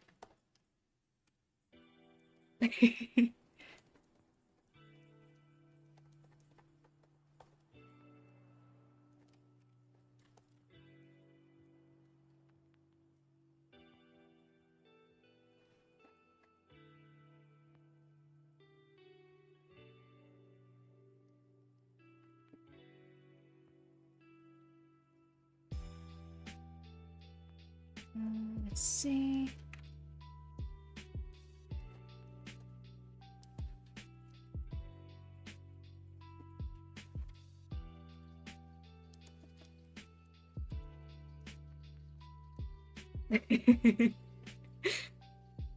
The last common ancestor between them and Orango.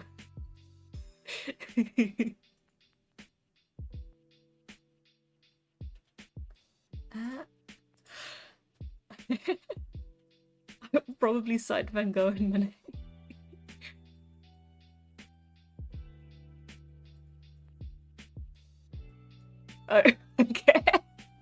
You go take some Antium. You tell him.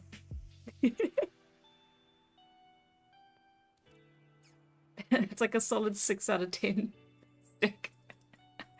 Okay, fine, fine, fine. I see, I see, I see.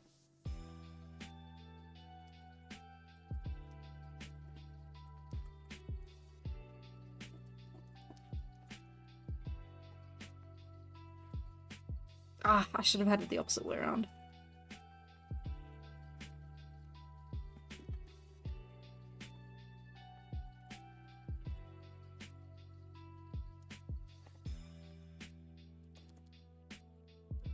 This will be the best stick you've ever seen.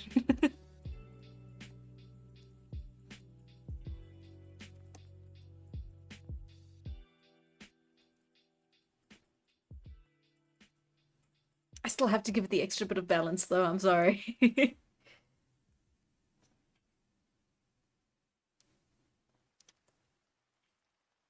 Yeah, no, okay, maybe I'll just leave it alone. You just gotta cut off that little bit up there, and then it'll be fine.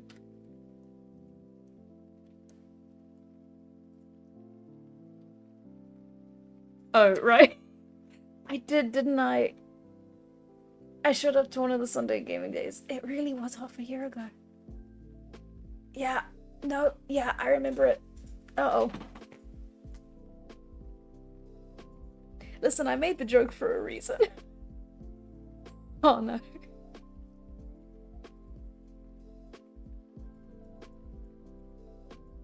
Then she vanished for the rest of 2023. Wasn't this 2024?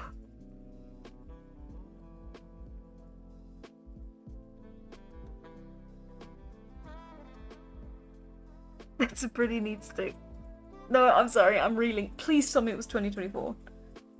It had to be because I was living in the new place. I know where I was.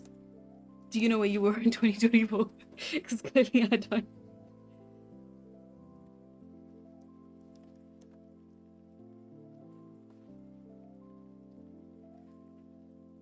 It was 2024, okay. Well, that's good. It means I'm not, like, insane.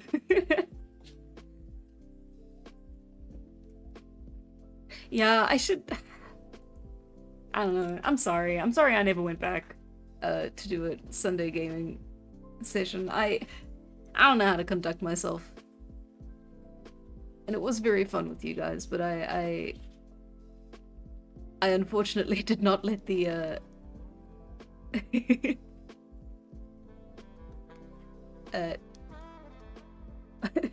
my life philosophy did not survive for that instance. I'm sorry.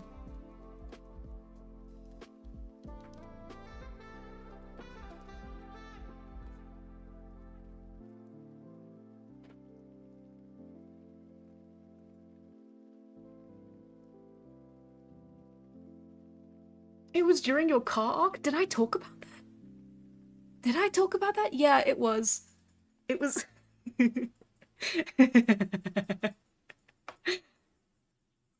Ah! I must have talked about it. Yeah, I was looking for a car. And it was, like, awful, because I had to get a secondhand one. And I never actually did end up getting a car. It was a nightmare all around, and then I gave up at the end of it.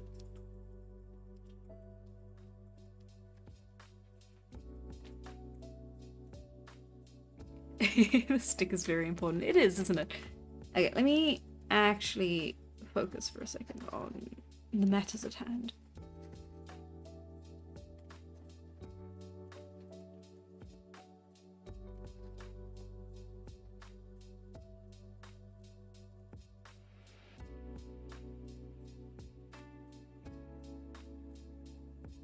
That looks about right.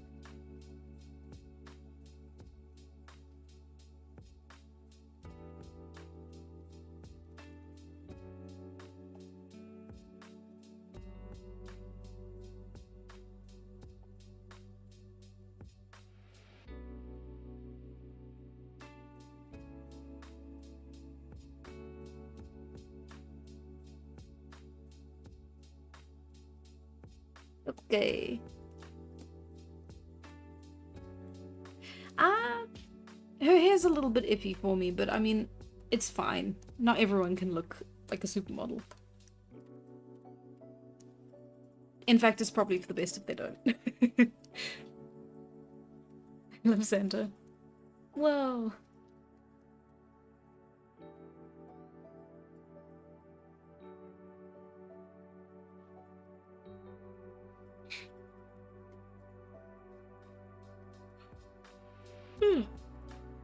I'm not yawning. You're hearing things. Let's see.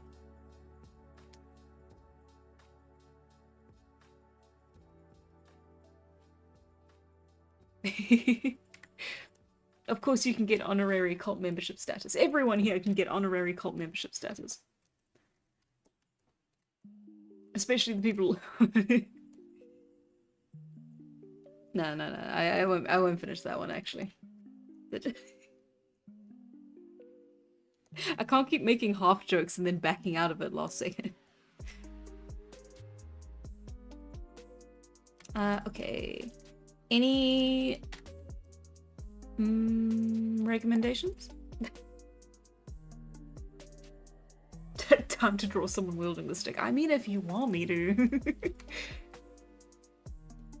Can I get this honorary cult membership status? You know, we only give those to a few select folk. Ah, but sure.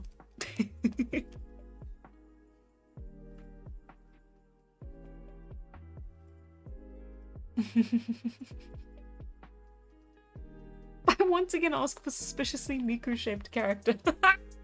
With a stick.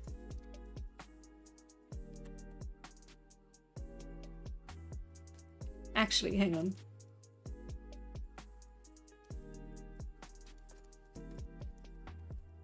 Hang on, you might be cooking here.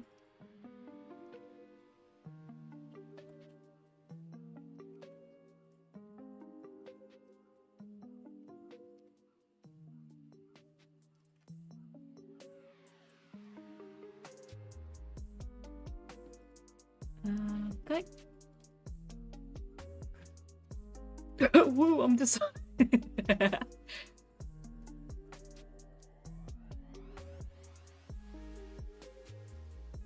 Oh? Did I miss something? I don't think so. This honorary membership is called banishment.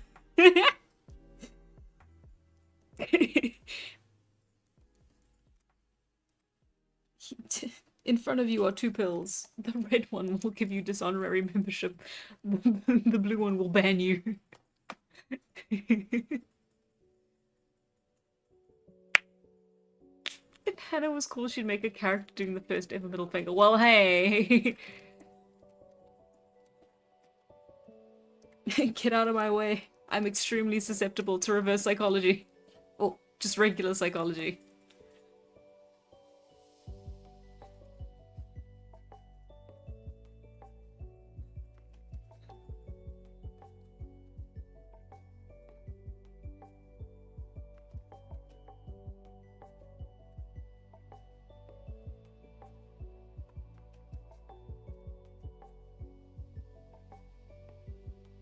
You know what we're gonna give this one? We're gonna give him freckles. Yay, sick looking stick.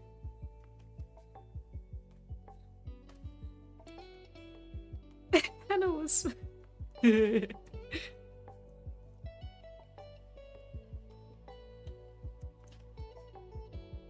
Ooh, anyone want to fill me on the already existing background characters? That's Santa. This is a child. In case you didn't know. This is Stick Maiden. And then this is Stick Soldier. Oh, is your Twitch handle the same? No, it isn't. I actually couldn't get Hannah Smith. Well, SMTH as my thing. So I'm going under Hannah Chloe Smith. So CHLOE SMTH. Smith. The stick plot thickens. Flintstones reboot is looking wild. Yeah, no. I ain't doing great. I'm gonna be honest. Internet security, never heard of her. It was working until I admitted what my last name was, which is unfortunate. I'm gonna try and not do that again. But it's a little bit too late. You can't really put it back into the... you can't put the toothpaste back into the tube. It's fine.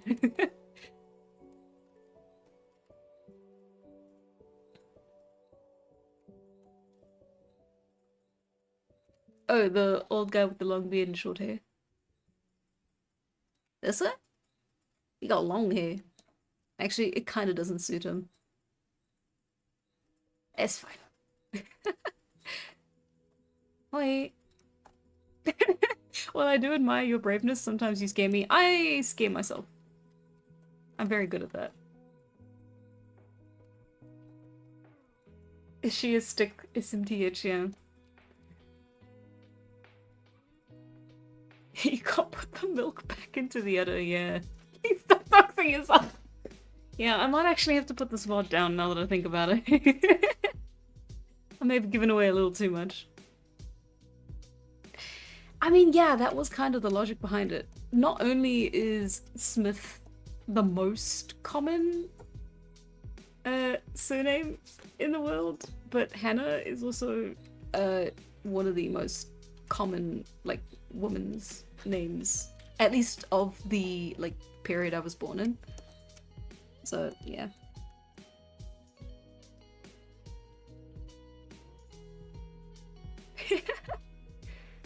But being afraid is the first step of being brave. Not when it comes to the internet. Yeah, I took all, you know, my parents, my teachers, my high school. They said, be careful. The internet's a dangerous place. Never put your real name out there. And what did I do? Didn't listen. And here we are.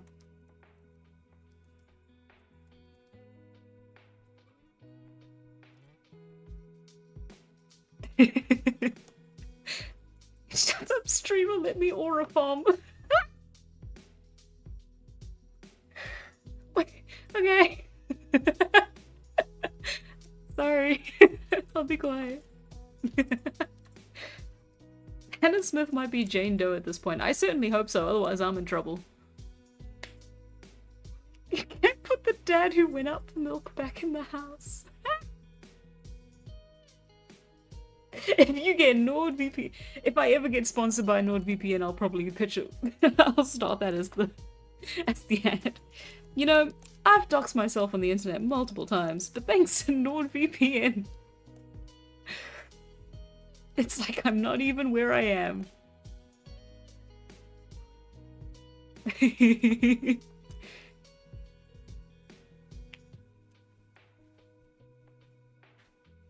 I have the most anonymous name, isn't that the plot of the Lego movie? Yeah, probably. I don't know. I should rewatch the Lego movie. I watched it once and like half paid attention to it. I was watching it with my little sister. Because I was too cool for animated movies. For like 10 minutes in the middle of my adolescence.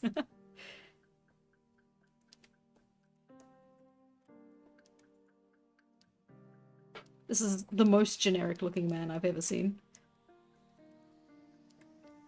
What shall we do to spice him up, gang? You could have chosen a cool nickname, but you went with your name. I'm really bad at naming things. I'm bad at naming characters, I'm bad at naming comic books. Comic book franchises. I'm very bad at naming. Like, if it hadn't been my regular, like, or like, an adaptation of my actual name, it would have been something infinitely dumber, I can guarantee that.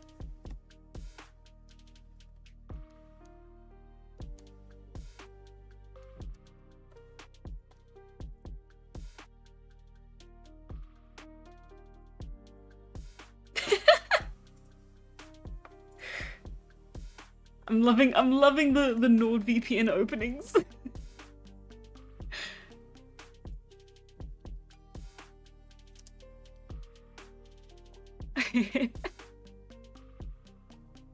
Give him the most marks out of all characters. I was gonna give him freckles, and I can't remember if I actually set that as something they would be genetically predisposed to.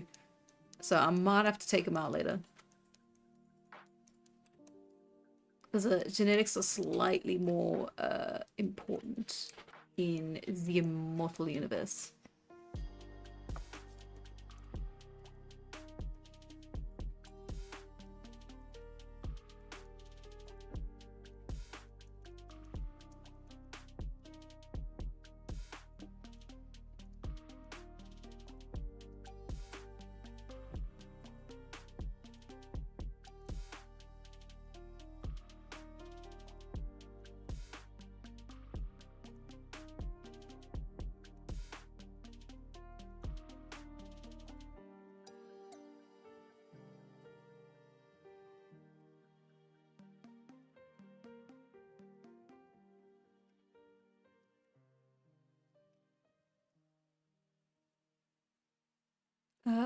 Okay, there we go.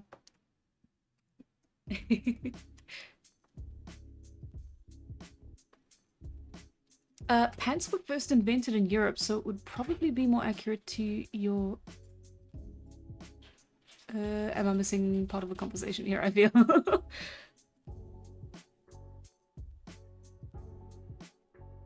Tala might have infinite time, but you likely don't. That's why to build your own website. Stop! I might actually have to do one of those one day. Well, not have to. Everything is optional. If you don't want to hear me ever read an ad ever again, you should join my Patreon. You know, the starving artist isn't just a stereotype. Please join my Patreon.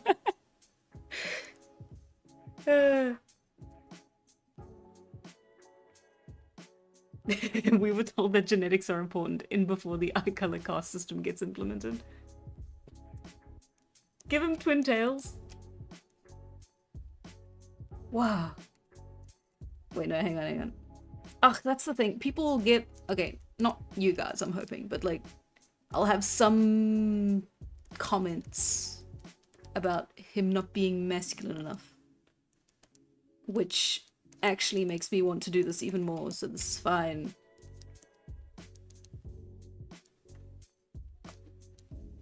I'm drawing a lot of exposed foreheads now that I think about it. That's a little bit strange. I usually do fringes.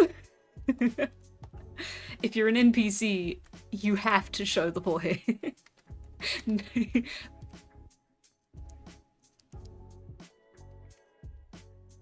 But he is still young, so it'll have to be short.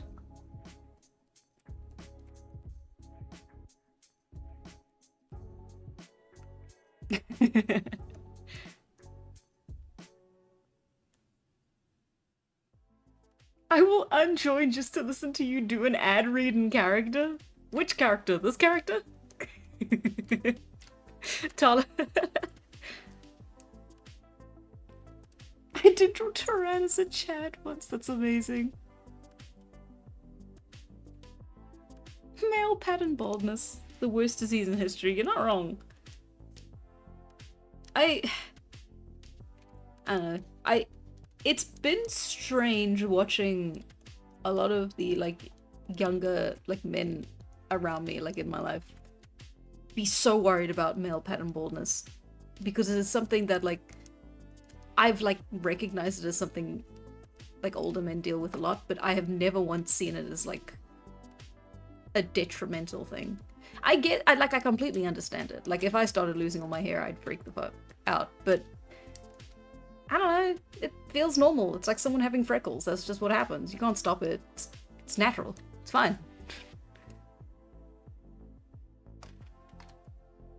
But, you know, I can't really just go around telling people that and then it fixes everything, so...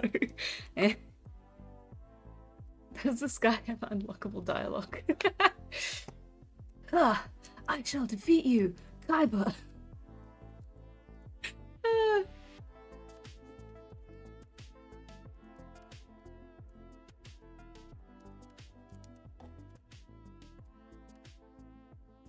Younger men are probably worrying about it so much because of keeps. Is that is that is that the brand? Is that the hair care brand? Speaking of male pattern baldness, you don't have to worry about that with today's sponsor, that one with the shaving tools. You know, that one. They're all based around lawn care. It's a naming convention.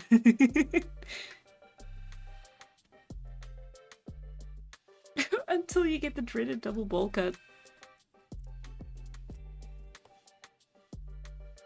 Ah, fair enough. I'm very attached to my hair and I'm terrified of it going away. I mean, understandable completely.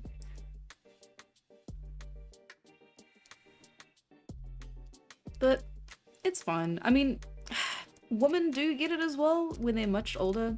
Like, I've had family members, like, when they reach old age, also have it happen to them. So yeah, it's just a normal part of life. Just stuff you gotta deal with. Being a human being isn't as glamorous as they make it out to be on TV. And that's kind of something I want to portray here, but I'm not sure if I'm fully pulling it off right. It's gonna be tricky to strike the right balance between, what's the word? The word realistic versus preachy. So I kind of want to be okay with that.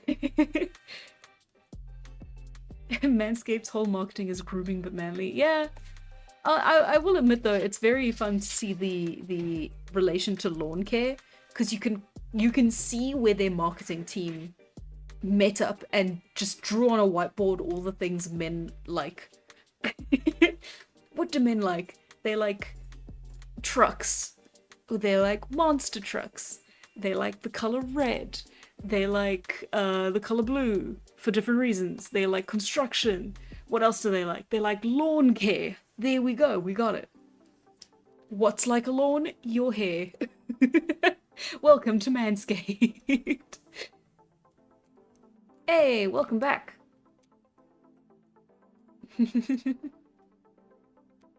Luxury branded product slop. I wouldn't know. I never buy anything I see on advertising.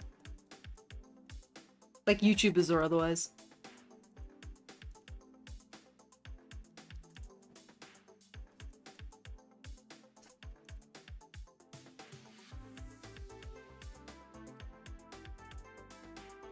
Who doesn't like the color blue?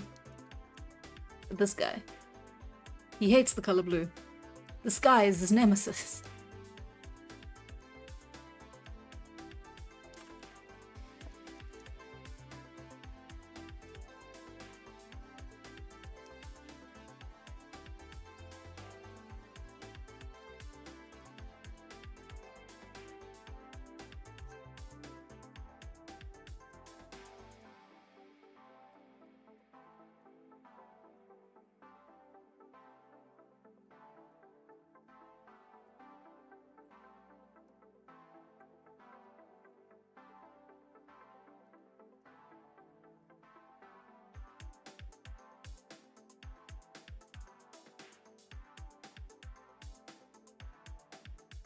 Blue insists upon itself.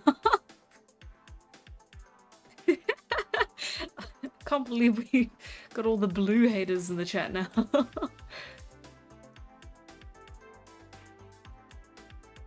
Ooh, that's rough.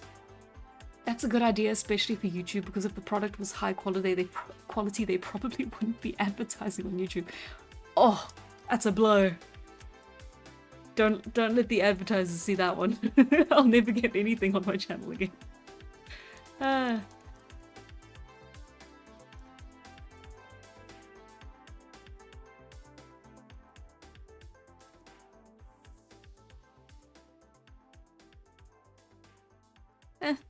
Oh well. Blue haters when they look at the sky.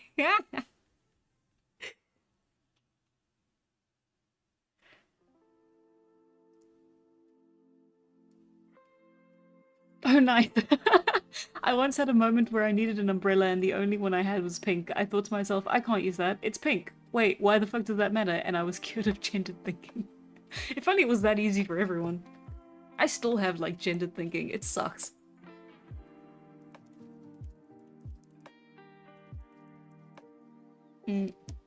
Maybe I should buy a blue umbrella. And then that would fix me. Ah. I prefer my skies grey, thank you very much. You know what? Same. 100%. Cold weather, rain outside, in the cold weather.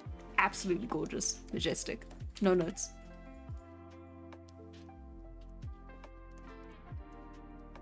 Oh, you won't even see the freckles. He's gonna have the markings on him.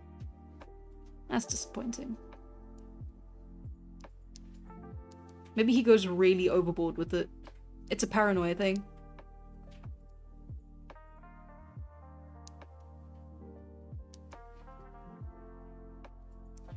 He just wants to be super protected, you do.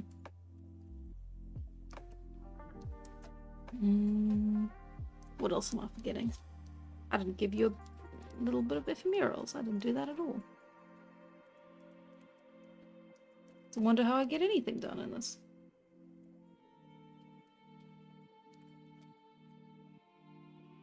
That's fine.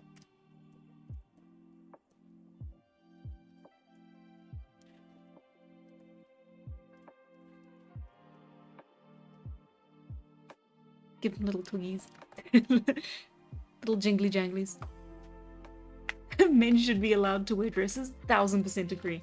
1,000,000% agree. In fact, you know what?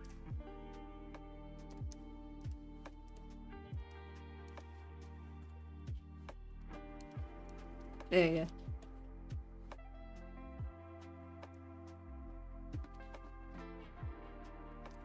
Not quite a dress, but it's almost there.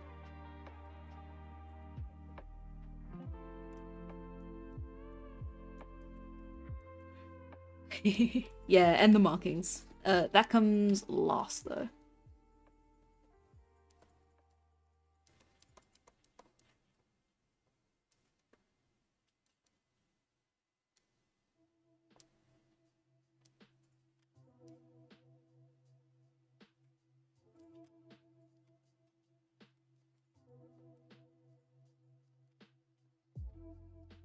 Well, anatomy-wise, that's a little bit worrying, but it's fine.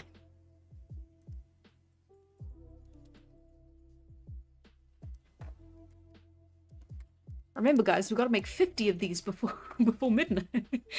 By the end of this hour, I'm gonna have to make 46 more of these. Yeah, we got enough time, right?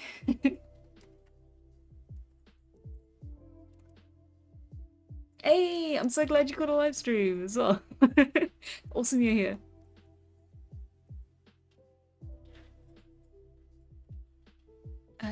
Clothing is only gendered if you're a coward. 100%.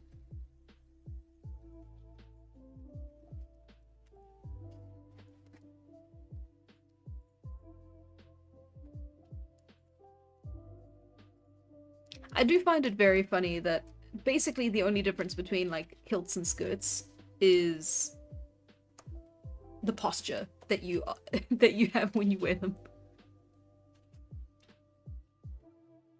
At least that's how my brain works. And I do mean kilts in like the sense of like a skirt that a man wears and not in the actual like literal sense. If that makes any sense.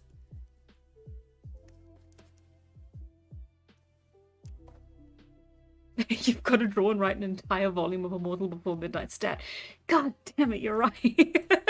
Hang on, guys. Let me just turn it into nth gear over here. I'm gonna be fucking Zenshu in this. I hope you guys have seen some of you have seen Zenshu. Otherwise, you would not get any reference. Great series, by the way. It's made by Mappa. Same guys who did the last few seasons of Attack on Titan. At least I think that's the case. I'm bad at studio names. I am bad at every name. It's fine. Look at that. Just a goofy guy. and we're gonna call him quite young. He's about 12 to 13. That sounds about right. It's giving soccer, but that's fine. Definitely not a bad thing. What gender is the t-shirt? All gender. Let's see. Let's extend you a little bit.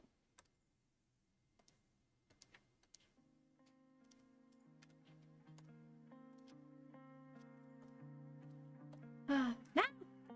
Jesus. Okay. And that is why we double check our layers.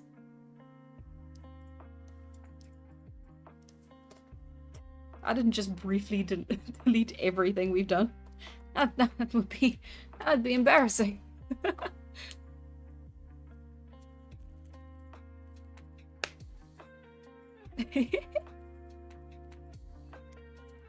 Hannah activates the sound of his. It's time to go turbo mode. Are you an edge runner? Ooh, how does Tala's culture view gender? I don't know. That's something I've been asking myself, I think, it's literally since I started. I mean, gender isn't as important to them. Jobs are not divided by gender as much, if at all. Oh, that's cool. Yay! Sorry, Twitch just said we reached a follower goal. That's amazing. Thank you. Yeah, no, but it's not as important to them. There's, yeah, again, roles aren't divided by gender as much. Childcare is seen as something that is, like, feeding is. Yeah, it is kind of quiet on Twitch, but that's okay. We're slowly making our way up there. But yeah, no, it's not as important to them, but to have no sense of, because it's something that you see so commonly throughout history, there has to be some sort of friction or some sort of divide. If not here, then at least at some point in their cultural history as they progress. It's just the most historically accurate thing to do, but it's also something that I'm really like dragging my feet. Yeah, Turtle Monster has been single-handedly holding up the entire Twitch stream chat. I keep losing my train of thought, sorry. But yeah, it's something I've been chewing on myself a lot, just because I have a very complicated relationship with like gender binaries and gender roles, and I know that I'm coming from a very culturally Christian background, even if I was not raised Christian and was not I never at any point considered myself Christian. It's still something that bled a lot into the culture around me, the people around me, and it's still kind of dictating a lot of my understanding of gender, of culture. And yeah, no, it's still something that I'm understanding myself within myself, and so I don't know exactly. I'm definitely going to talk about it in the comic. I already have so many like arcs and plot points and stuff that's gonna touch on gender, and I really hope it doesn't feel preachy. But what you gonna do? Do they differentiate between gender and sex? Yeah, no, for sure.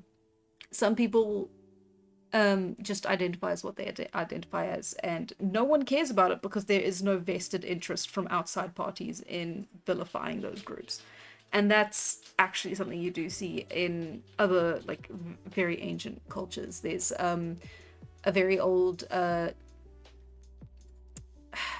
records of, I believe it's Hinduism, like very like early scripts of Hinduism that talk about a third gender, that talk about people who are born as one but then identify as another later on.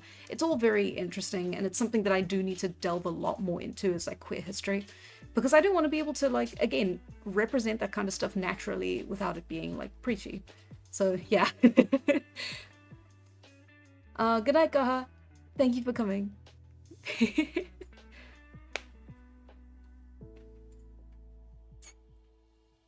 Oh, is the lag crazy here? That's unfortunate. Huh. That's unfortunate. It does say it's got like excellent connection, and I did. That might be doing it. I did lower the output. I lowered the bitrate of the stream to about 4,000 kilobytes, but so that could be it. But if anything, that should have made it faster. Ha, that's unfortunate. I'm sure it means nothing. I'm sure it's fine. Ha. Plus no ads. Yeah. I don't know if you guys noticed for the last stream, but yeah, if you are still getting ads, that really sucks because I have stopped monetizing the streams. So actually I do want to know if you guys are getting ads on YouTube still, because that would be annoying, because the reason I turned monetization off was to create a better experience for you guys, and if that's just not happening because of YouTube, that would really suck.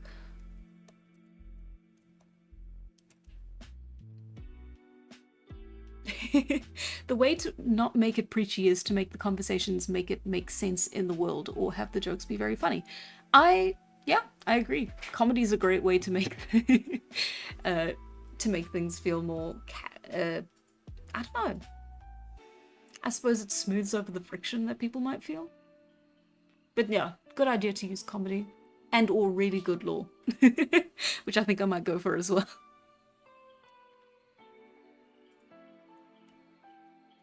Yeah, it's really cool. It's always frustrating when people try to kind of frame like being queer or being transgender as like a new thing. Like the latest that they'll go is like the 1800s, and like there's so much evidence to the contrary. The more you go look through history, the more it's like very clearly not a thing. The thing that made me the most angry, well, not angry, but frustrated, was they had this body that they found buried in ancient Egypt. I forget exactly when it was dated, but it was this mummy that was found in. Hang on, let me try and remember the details properly now. They were found in a coffin designed for a woman. There was padding around the body of the mummy's wrappings to create a more feminine figure, and there were lotus symbols on, I believe it was the knees, which apparently for the time and for that point in ancient Egypt, it represented change, and it something along those lines. Anyway, so for a long time the body was like, oh, this is a woman's body that was this is a female mummy that was found in this female coffin, and then later on they used scanning, more modern technology, and they did x-rays of it, and they found out that the bone structure was masculine. And of course, I think this was like in the 1960s, so obviously they were really like awful about it and were like, oh, they tricked us, haha, the silly mummy. I'm sorry, this is a very it's a tangent, but yeah, it I don't know, maybe I'm reading too much into it, but it is just well, I can't just say well, it's oh, I'm glad it's fine. Okay, yeah, I completely thanks. I'm glad YouTube's not giving you unwanted ads. It's just on Twitch it's slow. That's frustrating. I'll have to go dive into the settings over the course of, because we're not going to be cross-streaming on Twitch for the festival. It's going to be YouTube only. So we're going to have to figure out the plan for Twitch for the next Thursday stream. Oh, Alexander the Great was definitely bi, according to that one documentary I watched. I mean, yeah. it's one of those things where it's like there's a lot of evidence for it, but I mean, I don't know. I actually don't know that much about Alexander the Great. Maybe I shouldn't say anything. Nice, productive day. Yeah, okay, I'm glad someone else sees how infuriating that is. Yeah.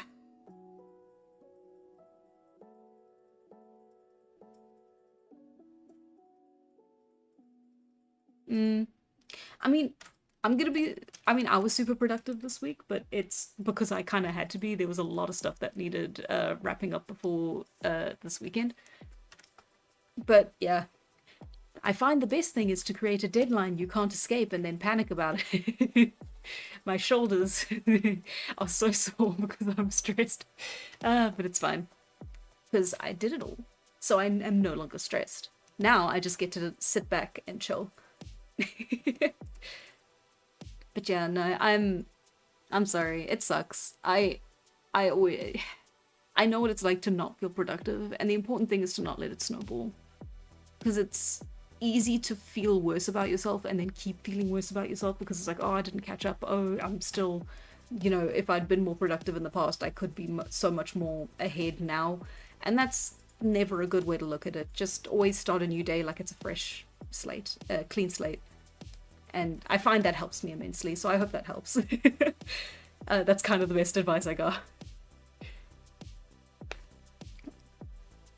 Oh, I hope you can catch the architecture stream too. It's definitely going to be like one of my favorite ones. It's really cool talking with Biblaridian. He asks very good questions.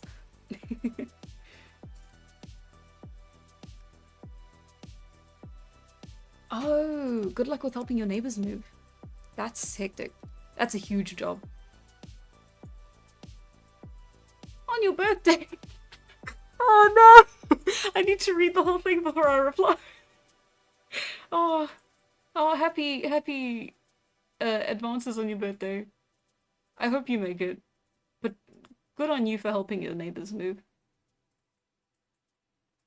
Next week is gonna be worse, actually. That sucks. I'm sorry. I can't help you. Have you tried crying?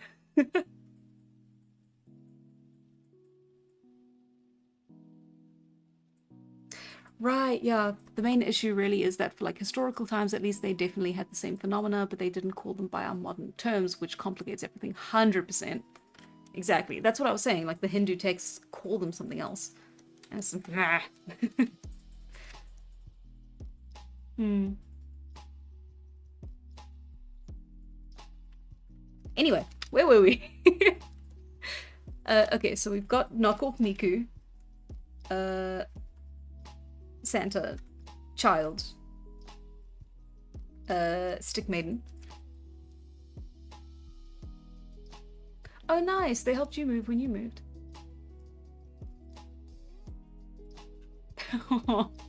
I'm so sorry. You're a really good neighbor.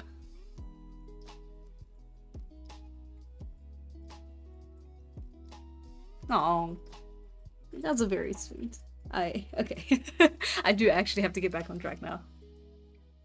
Let's see. What have we not touched on? We have one different body type. Let's...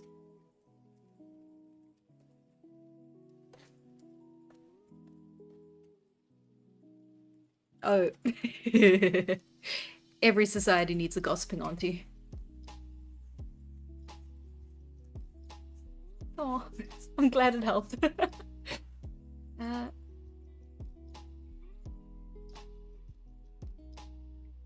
May I suggest Matt again, the old guy from the hair grooming shop? Oh,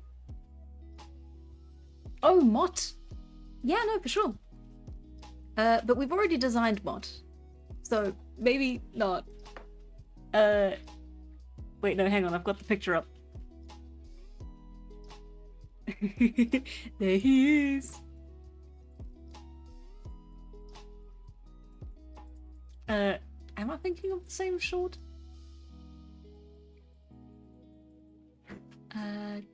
Present foods, wall paint.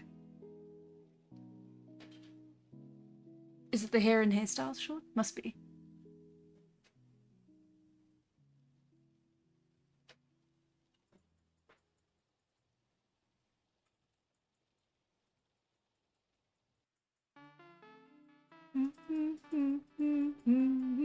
Ah, yeah, I was thinking of the sunburn one for the different looking face. Nah, that was Tulloch, wasn't it? That I drew for that one. Anyway, either way, they're all they're already designed, unfortunately. Oh, I don't know if it's historically accurate, but a character in Apothecary Diaries. Oh, won't spoil for chat. Okay, yeah. Ooh, I didn't know that. Is that from the manga or the novel, light novel? I wonder if our ancestors had medical transition methods. I mean, it seems like the most common method was to simply create a eunuch. At least from what I understand, but maybe. I don't know. That'd be cool to look into.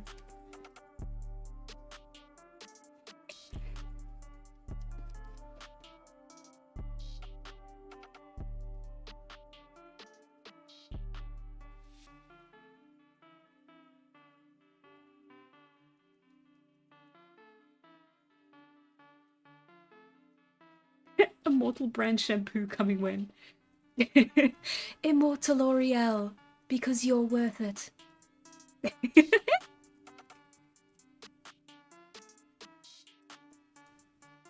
How far in the BC are these characters set? They are set officially about 40,000 BC. No, it's 40,000 years ago, 38,000 BCE. Sorry. I always have to correct myself on that.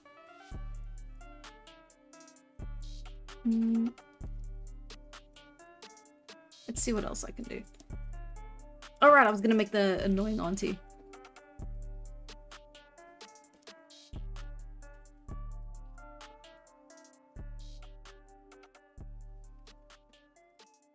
Tala just starts selling a shampoo brand made from her hair oils in the present day. Tala being a snake oil salesman would be so funny considering how old she would be by then.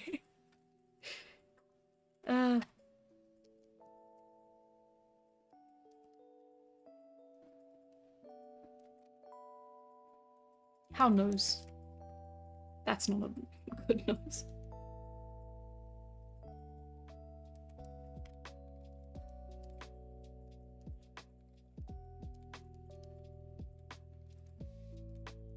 This one will probably be a bit more of a caricature.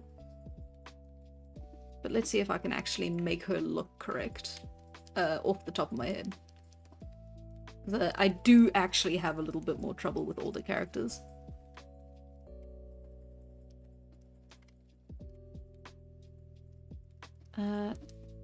Which probably means I should practice drawing them more, actually, now I think about it.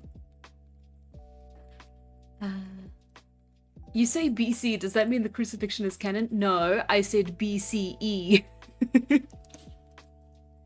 The BCE is different because it means before Common Era and after Common Era, which is totally different. And definitely has nothing to do with the crucifixion. Tala gets crucified confirmed. No, no, no. We're not gonna... I'm not gonna... Listen, just because I'm not Christian doesn't mean I'm not gonna commit blasphemy by making a fictional depiction of fictional fantasy Jesus getting crucified.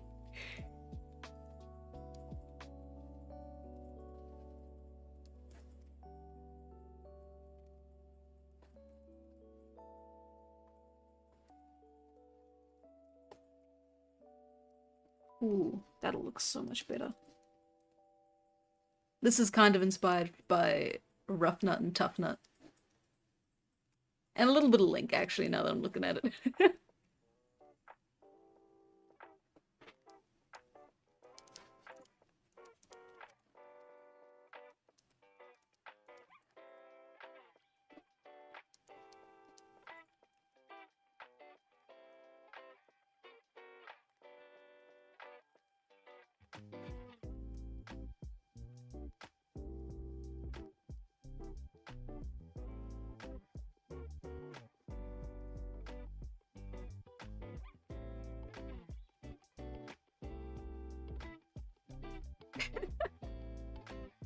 be waiting for you, G.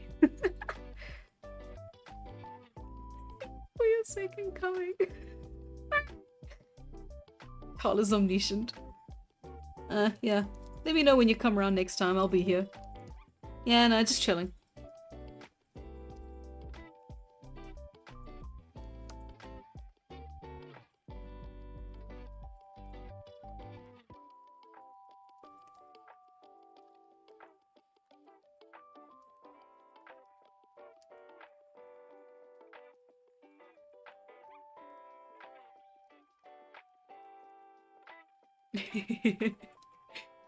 How did you Dragon mentioned?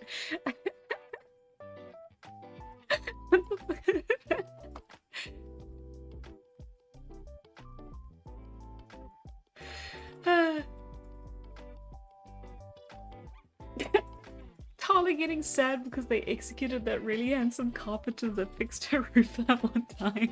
She knew him as a carpenter and nothing else. It's like, oh damn. Imagine if your local carpenter got executed for Christ crimes. Oh, did you see what happened to Clive? Yeah, crazy. Who could have known?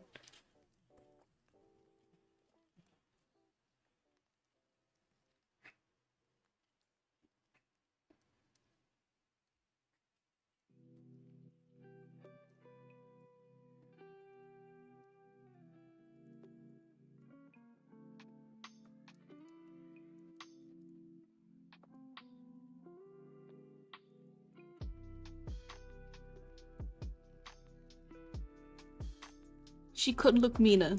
There's something too young about her still.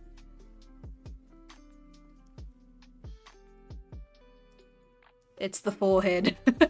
They must all have very exposed foreheads.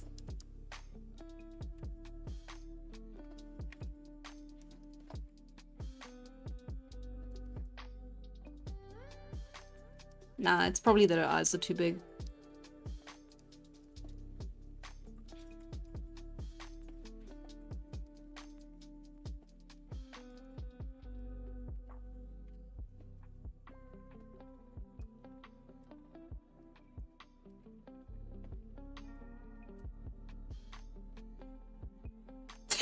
It's a little bit too cartoony.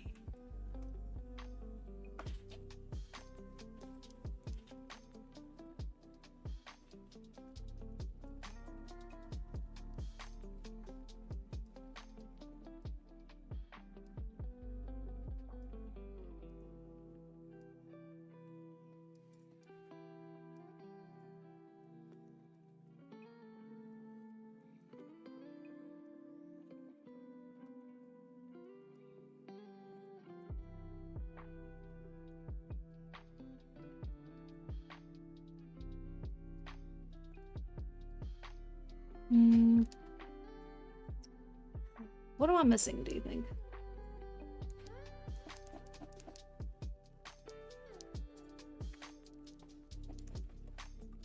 What is Tata's D&D alignment? Chaotic neutral. Well, no.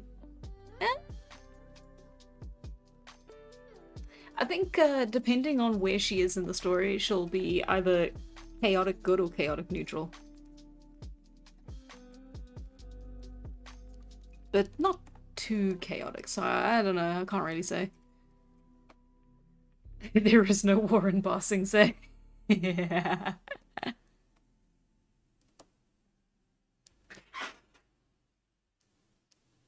Well, that's the thing, it's like, whenever you draw older, like, especially, like, because this is, like, the gossiping old, auntie.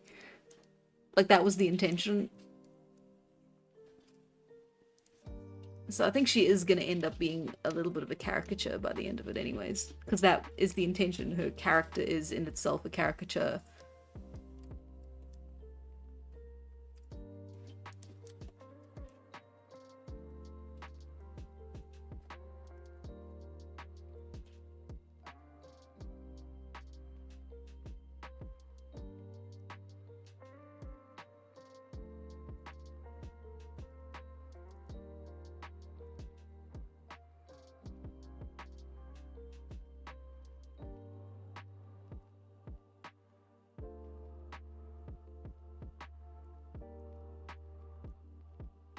Mhm. Can I call the current Tala's I can't speak.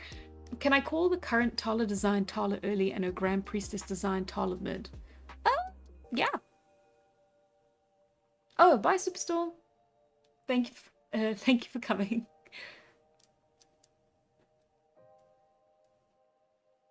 The auntie needs some eyeliner. You mean like the? You're so right.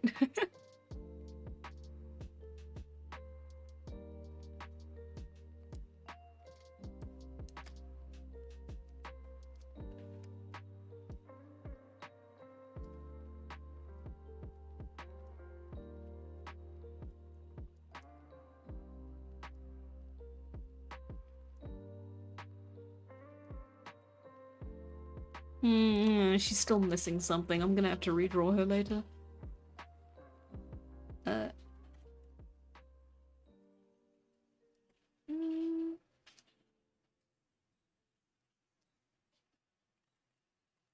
Nah, that's not gonna do anything. Ah, that's frustrating, but it's fine. Why did we invent these terms?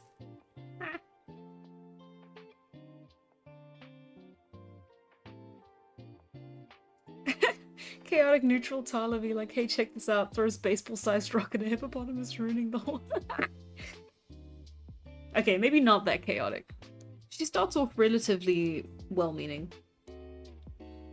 She does give off major edgy teen vibes, which I do apologize in advance for.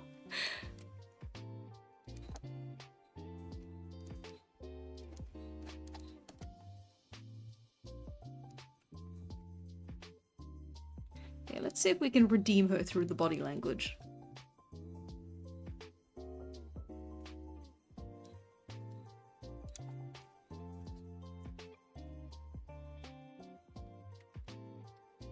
Although if I'm giving her a stick, then I'm gonna have to exaggerate her posing as well.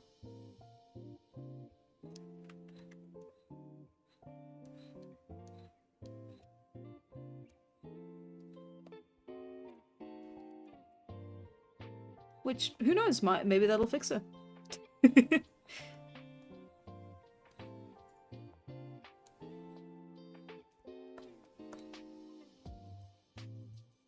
It's one of those things where it was like she was beautiful back in her day, and she still has the hairstyle that she wore when she was like considered like extremely beautiful. Helen of Troy beautiful.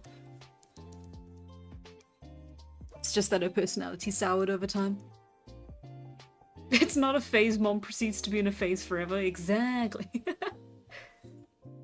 Tala gives you major kind-hearted gremlin vibes. I hope she keeps giving you that feeling. I think I'd be really happy if that was sort of her impression, the impression that she gave you throughout the series. Because she, yeah, I don't want to give away too much, so I won't.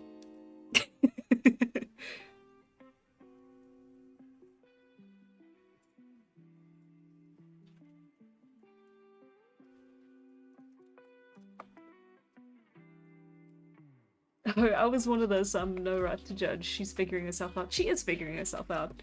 The point is that she's essentially like a lost, you know, kid in her own right. She has very little like life experience outside of like her family. She doesn't quite know who she is yet. And that kind of results in her lashing out, often at like the worst of times. And yeah.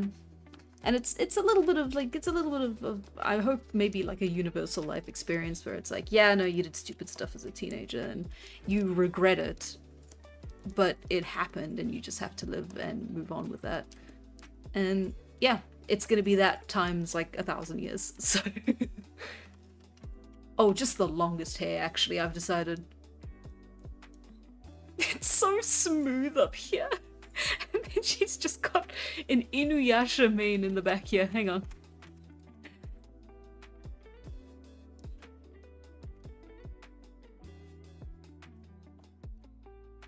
Yeah, she will definitely have the time to figure herself out. That's for sure. The old lady from the apothecary dies? Ah, damn it, you're absolutely right. You are so right. Damn it. That's different. She doesn't have a pipe. And she's a background character, so it doesn't matter. This is an homage. It's an Easter egg, if you will. I didn't just screw up.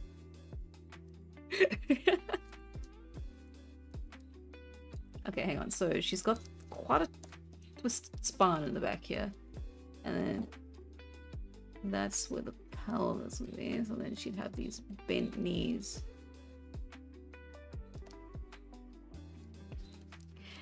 She uses a stick, but she's surprisingly, like, they can't leave her behind because she's faster than some of the young men. She's very determined. Go full and put Mau Mau in the background.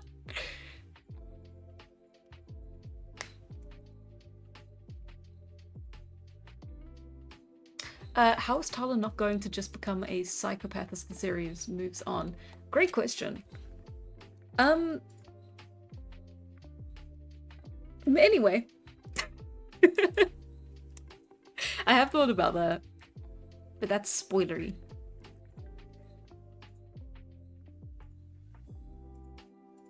A lot of people still do stupid stuff as an adult. People do dumb shit because we're silly little animals that are able to comprehend what we're thinking about thinking. I mean, oh, that we're thinking about thinking, and that's scary. You're completely right. Yeah, no, I 100% agree. Paleolithic. Sorry. Paleolithic people probably had pipes made from hollowed out bones, but we wouldn't know for sure since they probably didn't get fossilized.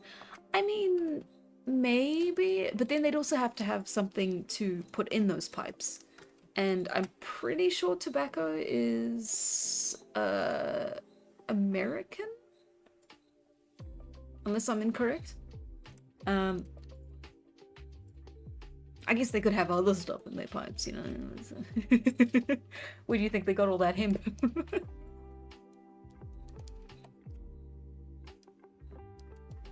Let's see. I say that because hemp was one of the earliest fibers to be used in textiles, not exclusively just for that. Sorry.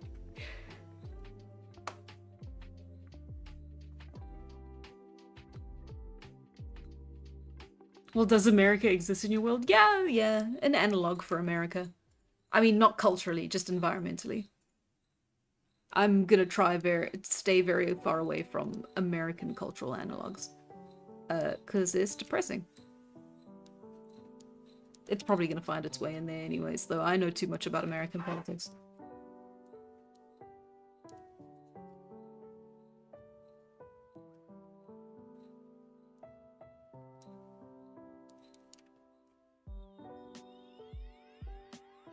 Opium? Opium? Isn't opium... Don't you have to distill it? I wouldn't know. I'm a good Samaritan. I've never even thought about opium.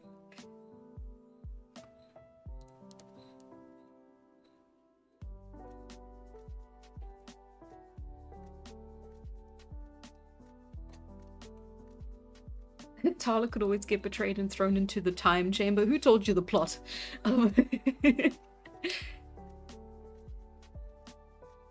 Let's see.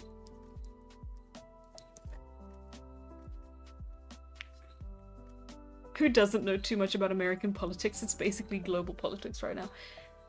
You're kind of right, yeah. It was,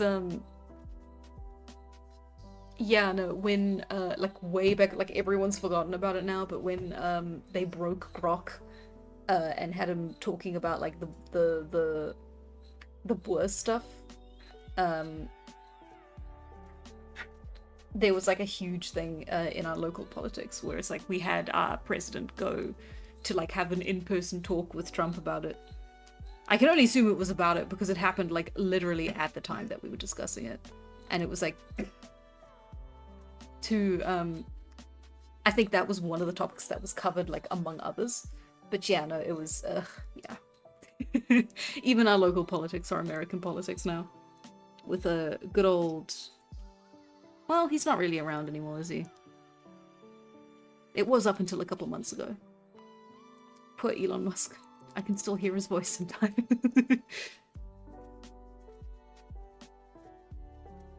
America exists, but consider this chat immortal themed Aztecs anyone? I kind of.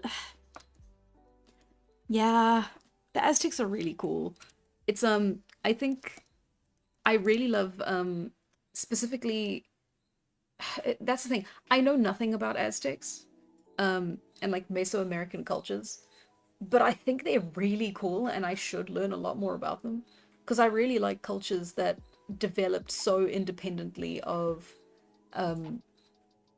like European influence. Because like I know so much about European history. It's like yeah, I get it. We had the Greeks, we had the Romans, we had the Celts, and then we just kept going. I know that's not how they're probably pronounced. I forgot. And then it's really sick to see how cultures developed independent of that. And so much of our history is like you are supposed to only, or not supposed to, but information about a culture becomes a lot easier to keep track of or be documented. It's just a lot easier to access, but only once it's been influenced or been interacted with by Europeans, if that makes any sense at all. It's like you look at African history. I know African history up until like when the Dutch people got here, right? And that's essentially when, like, at least when I was taught in high school, like that is when our history, like, quote unquote, starts in South Africa. And it's like, I want to learn about the before times. And you can learn about the before times, but it's seen as like not as important as like recent history, which I guess I understand. Maybe it's not, like, I'm reading into it a little bit too much, but like I'm talking about a lot of hot button topics today, aren't I? Ooh, I can recommend YouTube channel Ancient Americas for pre-Columbian American history, please. Yes. Hang on, I'm writing that down actually. It's a very easy name to remember. Ancient Americas. And then I'll just put down YouTube channel. There we go.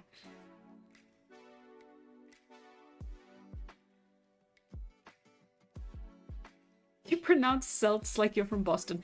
I am one of those kids who read too much and never learned how to pronounce words until it was too late.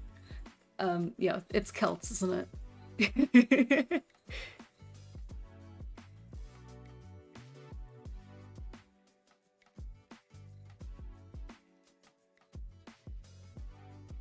Celts pronounced as Celts instead of Celts just gave me psychic damage.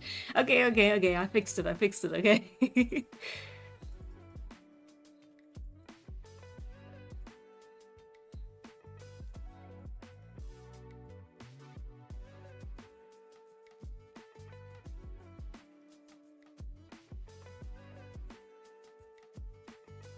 Immortal themed Aztecs. Native American tribes were nomadic hunter-gatherers, so it could in theory work, but since the story takes place in Western Europe, we'll probably never see Immortal Americas. Yeah. I mean, not until, like, way later on. Because it is gonna kind of, like, the world will slowly open up, kind of in line with, like, oh, and then they developed, boats, and then ships, and then they were capable of crossing oceans, and then, yeah, so it is kind of gonna unfold in a similar fashion to how it did in real life. So you're gonna have to wait a while to see the Americas. But boy, once we're there, I sure do have a plan. Ooh, I mean, if you're recommending YouTube channels, yeah, no, I love Mini Miniman. It's very good content. I still need to watch his 3-part on that TikTok conspiracy theorist. They were both coming out around the time where I was like getting ready to leave and then at Comic-Con. So I haven't seen them yet. So I want to watch it.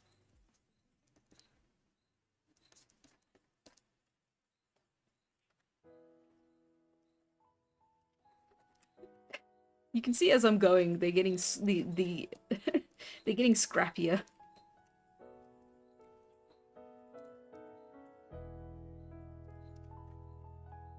Hmm.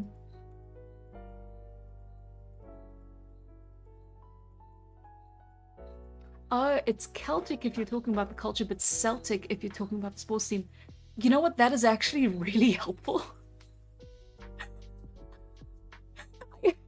Actually, I'm sure I've confused them before. Thank you.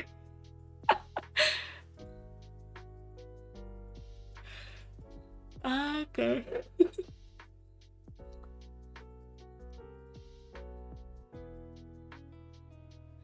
I've only heard Celts in British English. Oh, people with Latin languages tend to say it as Celts. Oh no, that's oh no. Oh no, it's complicated. Oh no. Oh no. Strong American talk. Okay.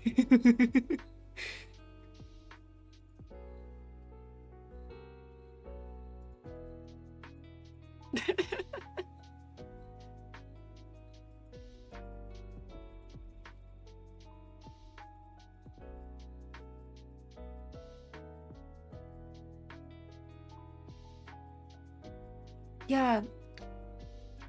It's yeah, sorry. Getting distracted again.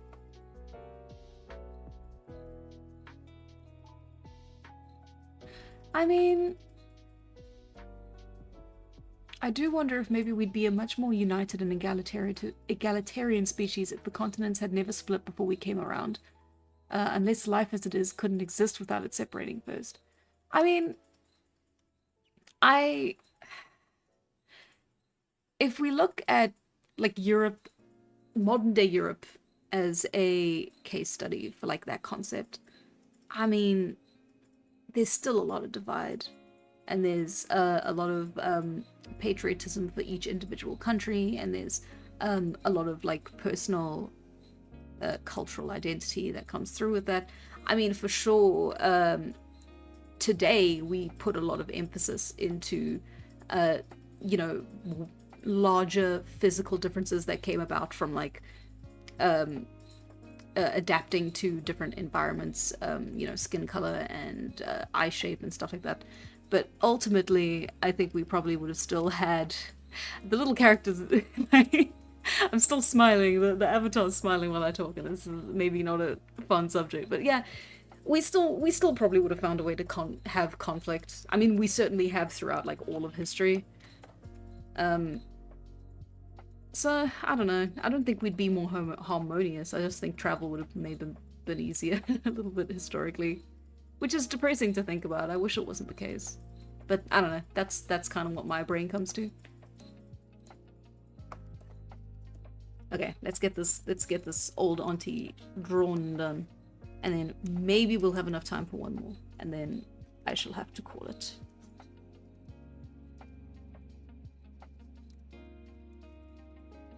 Yeah, people find out how to hate their neighbors one way or another. That's kind of my, yeah, it's kind of my thing that I was trying to get at.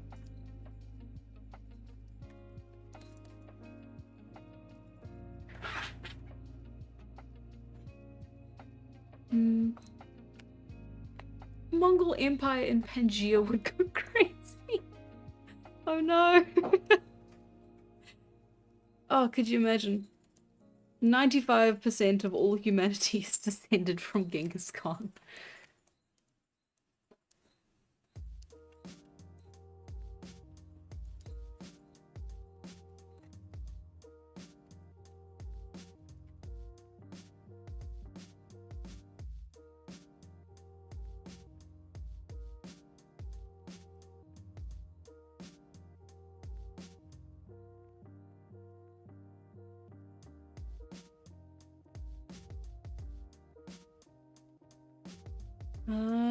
Okay. Auntie, you were terrible to draw, and I'm still not really happy with your design, but we'll work on you. We'll work on you.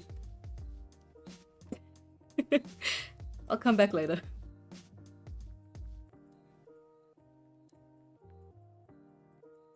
Let's try and get them more accurate in height.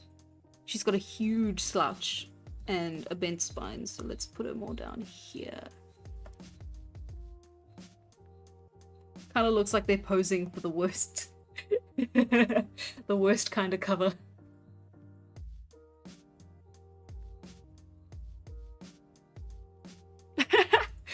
Does the group already have a hyper-obsessed male, young or old, with clearly undiagnosed autism? Can you not tell? Can you not tell who it is? It's Santa.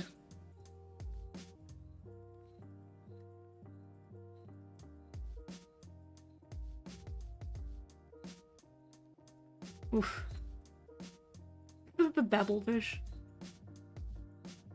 Can somebody get off your wild ride? Okay.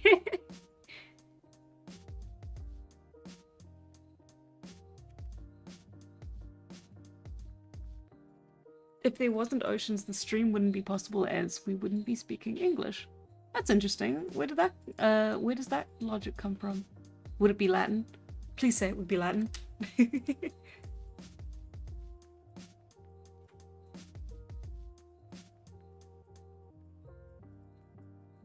Ah.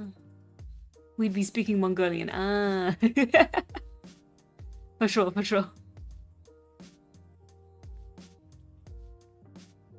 Sword Kid and the Gossip Aunts. She's not even an aunt, she's just there. She got dragged into the drama. She wants nothing to do with anyone here. Have dogs been domesticated yet? Nah. That, I believe, is something between 20 to 15 to 12,000 years ago. I can't quite remember. But I do know it's not quite a thing yet. Or at least we believe it's not quite a thing yet. It's tricky because we have, they found a physically, so it wasn't a wolf, it was clearly a dog.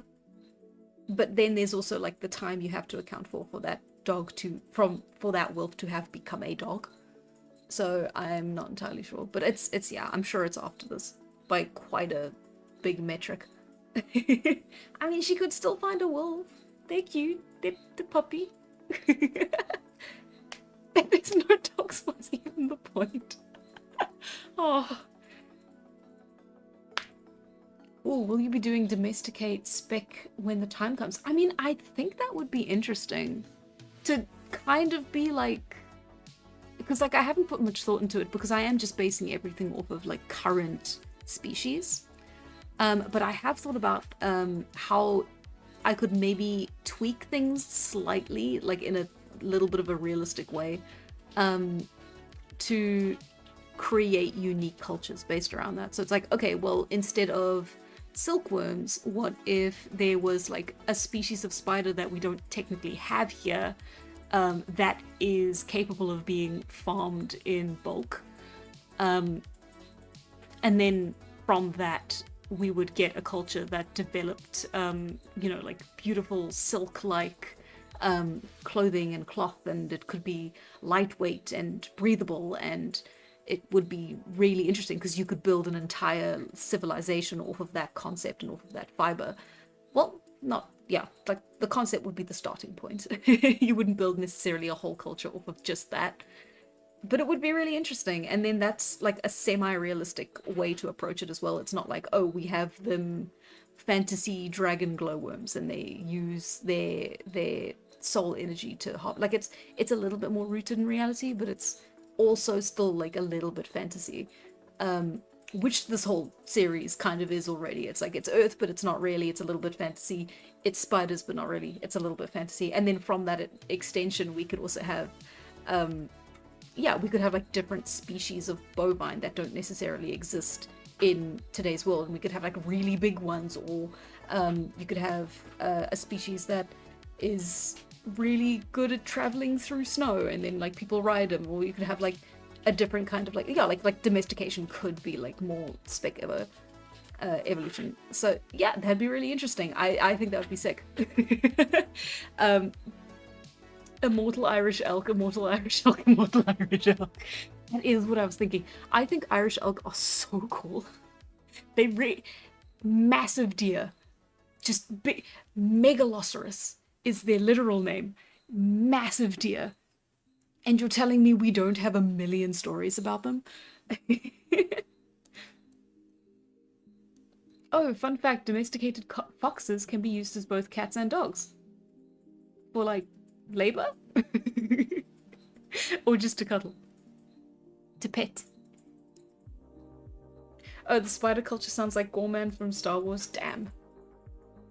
Yeah, so we do have silk spiders in real life, and you can make, like, cloth out of them, but the only thing that holds us back is the fact that they can't be farmed or harvested in, like, large quantities, which is really sad and unfortunate. So I just want to make it like a little bit different so that like, you can actually do that in bulk. I think that would be fun and cool. And it would just be like a little side thing, but it's a nice little like extra thing. Silksong. Oh, congrats on Silksong for releasing today. That's sick, actually. It's kind of a monumental day for a lot of people. I completely forgot about it. Immortal is kind of similar to the setting I'm making, but more sane and well-adjusted. Oh, because remote islands like Australia wouldn't exist. Yeah. Yeah, you wouldn't have like the archipelagos, you wouldn't have New Zealand, you wouldn't have the Maui. Huh.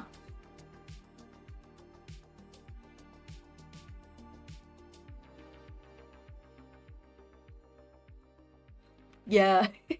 Megafauna being a thing in Immortal would be great. I have a strong interest in worlds where humans are small creatures surrounded by giant animals, both friendly and hostile. Ah, it is sick. It is sick. It scratches the same itch that Jurassic Park did. But then like with the added fun of them being like stuff that we've never seen before, like species and it's sick. It's why I love as well like the cave bear, Smilodon, and then of course, yeah, the Irish elk. I think those are like my top 3. Like they're definitely gonna show up at some point in the comics. I still haven't played the first one. Me neither. I am unfortunately very bad at like 2D platformers. Unlike my sister who was cracked at them. I need to call her because she's so hyped for Silksong.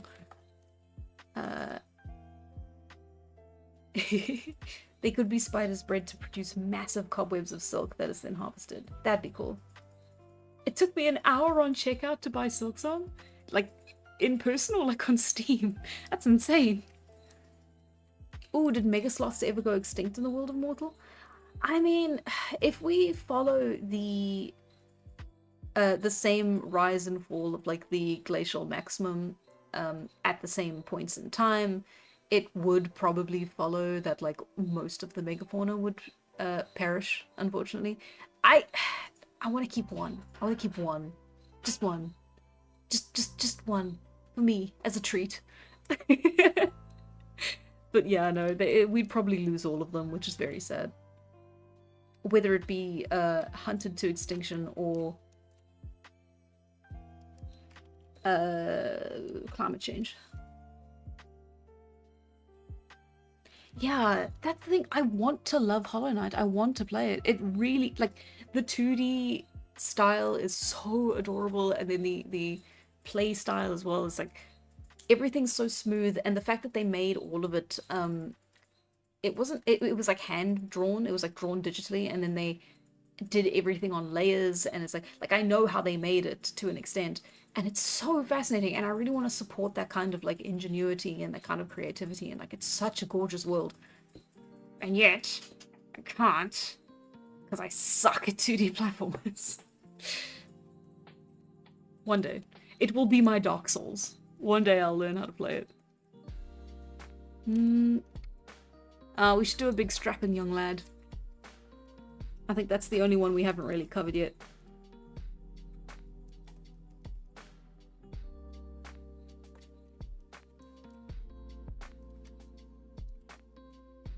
My, aren't you a strapping young lad? Maybe Tala could have a wolf companion? I mean, she absolutely can, but you're not gonna like how it ends.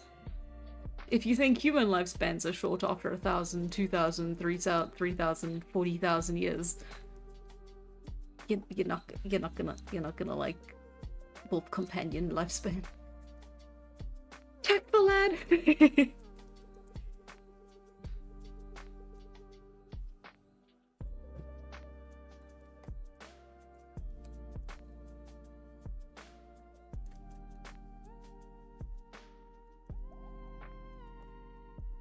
Why not make the wolf immortal too? Because that's not for me to do, that's for you to do in the fix-it fix.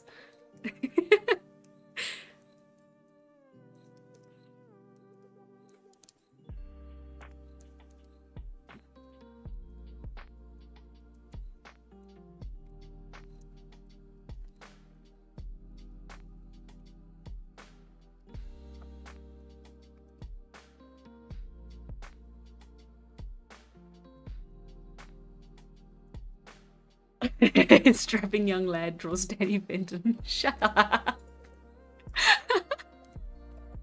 Shut up. Silence. This is evil Danny Fenton. Fonton. Oh, bye, girly girls. Thank you for watching. Well, thank you for being here. Feels weird to say thank you for watching for like a live stream. It's like, yes, it's not technically incorrect, but also this is not a YouTube video, you know.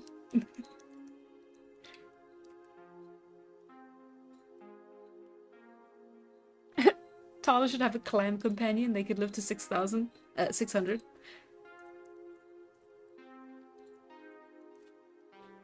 Murder drones whereby 3077 all dogs became immortal. That happened in murder drones?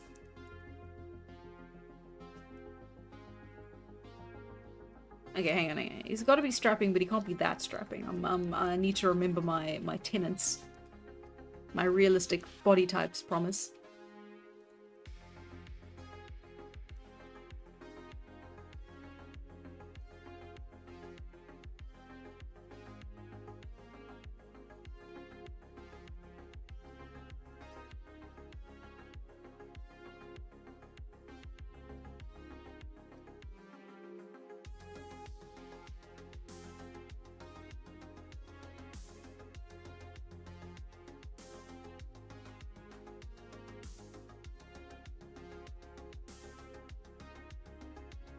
What will you have after 50,000 years, Tala? Stomach problems from Jockey Mill. Oh, bye, Gamma. Thank you for being here.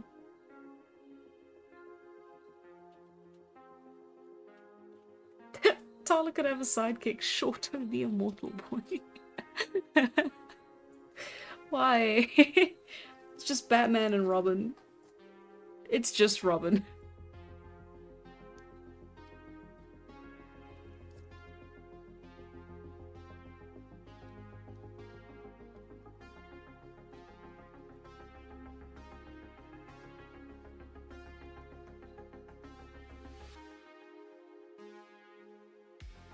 Let's see. I did say I wanted some background characters with a bit of weathering, so...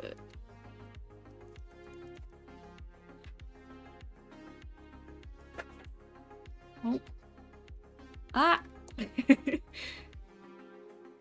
It's a comic and you're already going to torture. You can make him strapping you. He is still a nomad. All of his skill points went into these bad boys.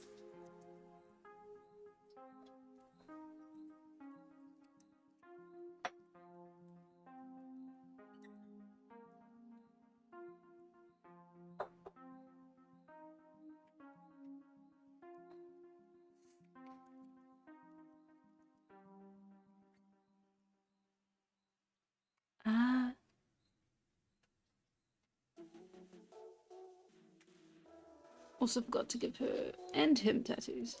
Markings. I knew I would forget it. I always do.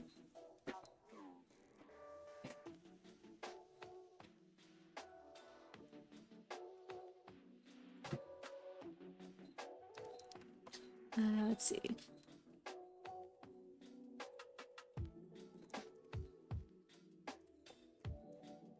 Yeah, he's gonna have one missing arm. Because, unfortunately, he does still live in the Paleolithic.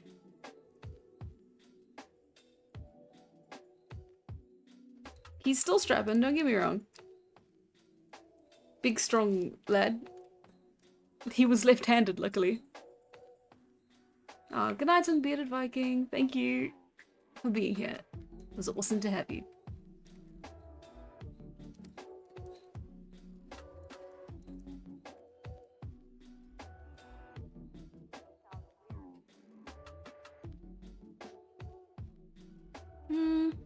Would he feel the need to hide it, do you think? Ooh, I wonder how amputees would be treated in a nomadic society. I mean, historically, we don't have a lot of records from like this far back. But the oldest known amputee, as well as the oldest known evidence of someone having a repaired broken limb, bone, is from roughly around this period. I have talked about it in the past, but yeah, it's fascinating because it shows that there was enough of a social and social development between the members of a group to have felt the need and the responsibility and the desire to look after someone in a time when they were severely injured and be able to help nurse them back to health, to the point where they could survive, where they could walk. Because in the wild, otherwise, someone with a broken leg or someone with a missing limb would probably not make it.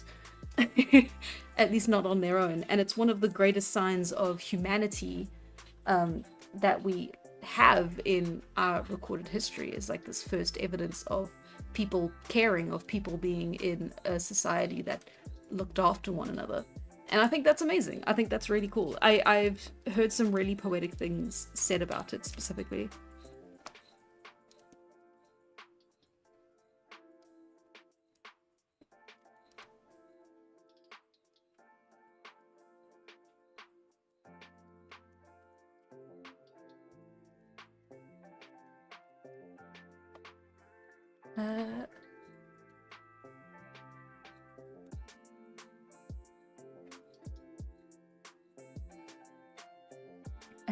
How did he lose his arm? Let's see. He was a young lad. He thought the world was his oyster. He he was immortal. He was invincible. He was a child in the Paleolithic era. So he was none of those things, but he certainly thought he was. During a hunt, well, no, not a hunt. He was too young for that. He was play hunting with his friends, and like a fool, assumed that that place behind that bush would lead into ground, and unfortunately it was instead a very, very rocky cliff. And his arm was so badly broken that it unfortunately could not be salvaged, as was medicine at the time. He's both invincible and immortal, Diana Smith.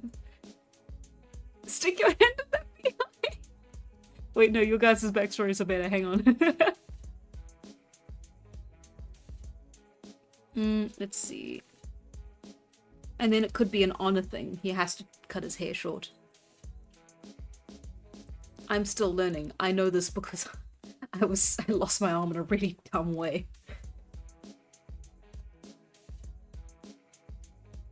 Beehive.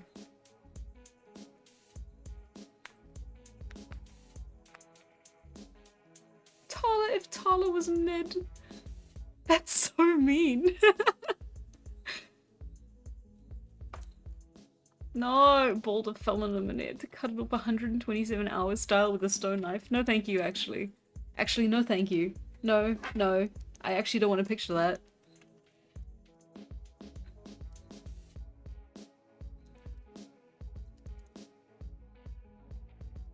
I mean, the other option is cannibalism. Like, it could have... Not by this group, but by another group. It's all part of a dark backstory. In which case his hair would probably be super long, because he's not...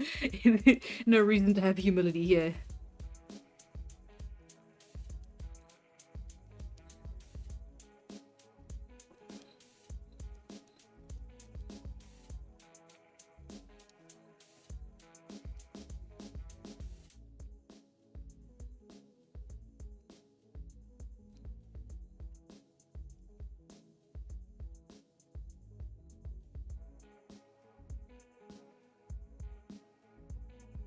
What even is that face? He's...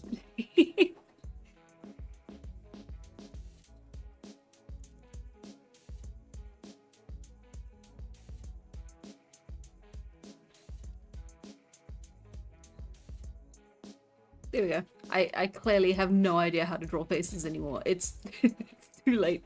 Midnight passes and I just cannot draw faces. He looks like a Muppet. He was very silly with a wolf as a toddler. Back then known as the boulder. Oh, as a boulder. I am the boulder.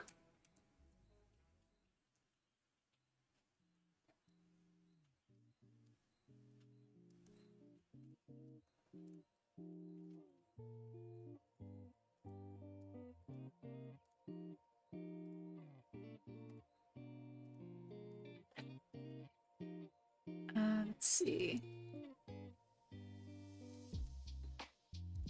Sort of a makeshift bag on the back.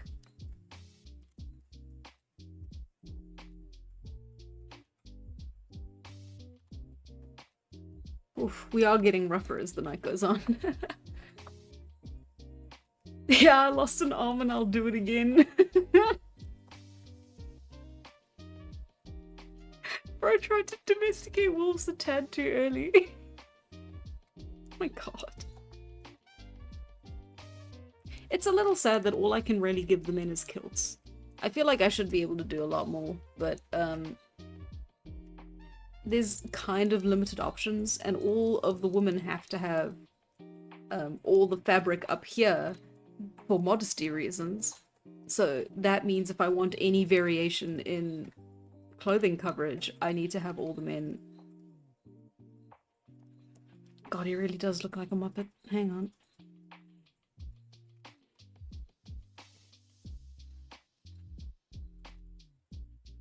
Ah, what am I doing wrong? Something's off with the proportion.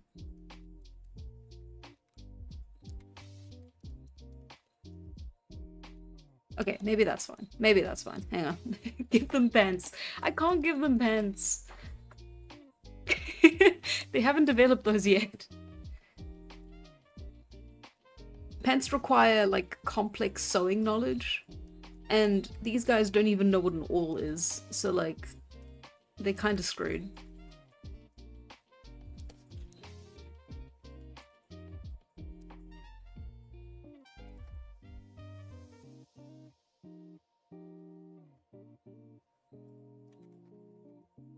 Is it the hand? Did I put the hand too high? There's like no definition in the upper body, or, well, in the torso area. That could also be it.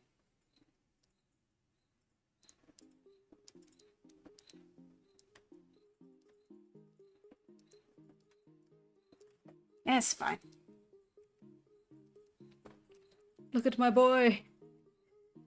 He leans a little funny, but he's got the spirit. He's like going that way. Oh. A cocky go-getter or a moody proto-goth heartthrob both were great. I feel like cocky go-getter is maybe... He didn't lose his, I'm immortal attitude. It just, took a bit of a backseat. You know, with wisdom and experience.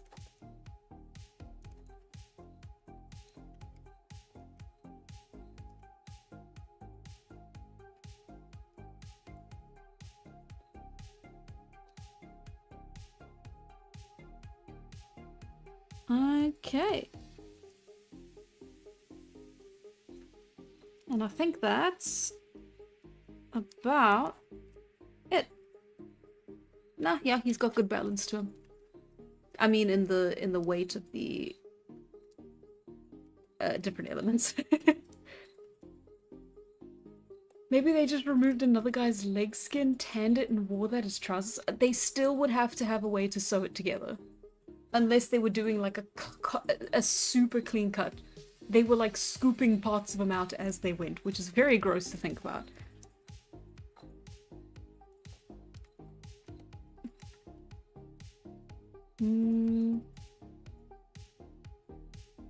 Oh, I haven't given a single one of them leg warmers. That's the other thing. I designed those things so early on, and I still don't know if I like them all that much. Because they are, like, plausible. Like, they could theoretically have existed. It's not using any technology they wouldn't have had. And grass is easily sourceable, and, I mean, they could have also used cloth, skin wraps. But, like, the argument could also be, well, maybe those get, like, filled with, like, bugs and mites and little, like, you know, those little, like, sticky things on grass that get stuck to your clothes and fur and stuff. Like, that also would be a factor. So maybe they pick grass because then that's easier to discard and just get some new stuff, and then it's fine. But I don't know. I still don't know if I like it. But I'm keeping it, so it's just a part of them now. Bro thinks he is Tala early. Shouldn't his bag be on the other side if he's left-handed? Aha! So you slide it like that, up to the front, like a fanny pack. And then he grabs stuff around like that. And then because he's technically lighter on this side, he can, like, compensate for having a little bit of extra weight on that part of the body. That is my theory, and I'm sticking with it. OMG, it's John Fanny Pack. Y'all are terrible. Okay. Well, I think that's pretty successful. Oh, you did 6 people. That means I was doing one every half hour. I mean, I wasn't, but, like, we'll just say I was and call it a day. Let's see. Let me put them in so everyone can see them. Aha! There we go. No, I can't read that. Banned. Okay. Let's see. I think that's all in. Oh, hi, Gully Girl. I'm glad you're back. Just in time for us to wrap up. Yeah, okay. Awesome. Let's see. What am I forgetting to say? Missing the wild god eye staring at all of them. Just this ominous presence at the back of everything I draw. Give them in corpinums. Corpinums? Don't. Please have this not be like an obvious thing I should know. Corpinums. Oh, okay. Interpreted as symbolizing wrongdoing and secrecy. What have the men done that's so wrong and secret?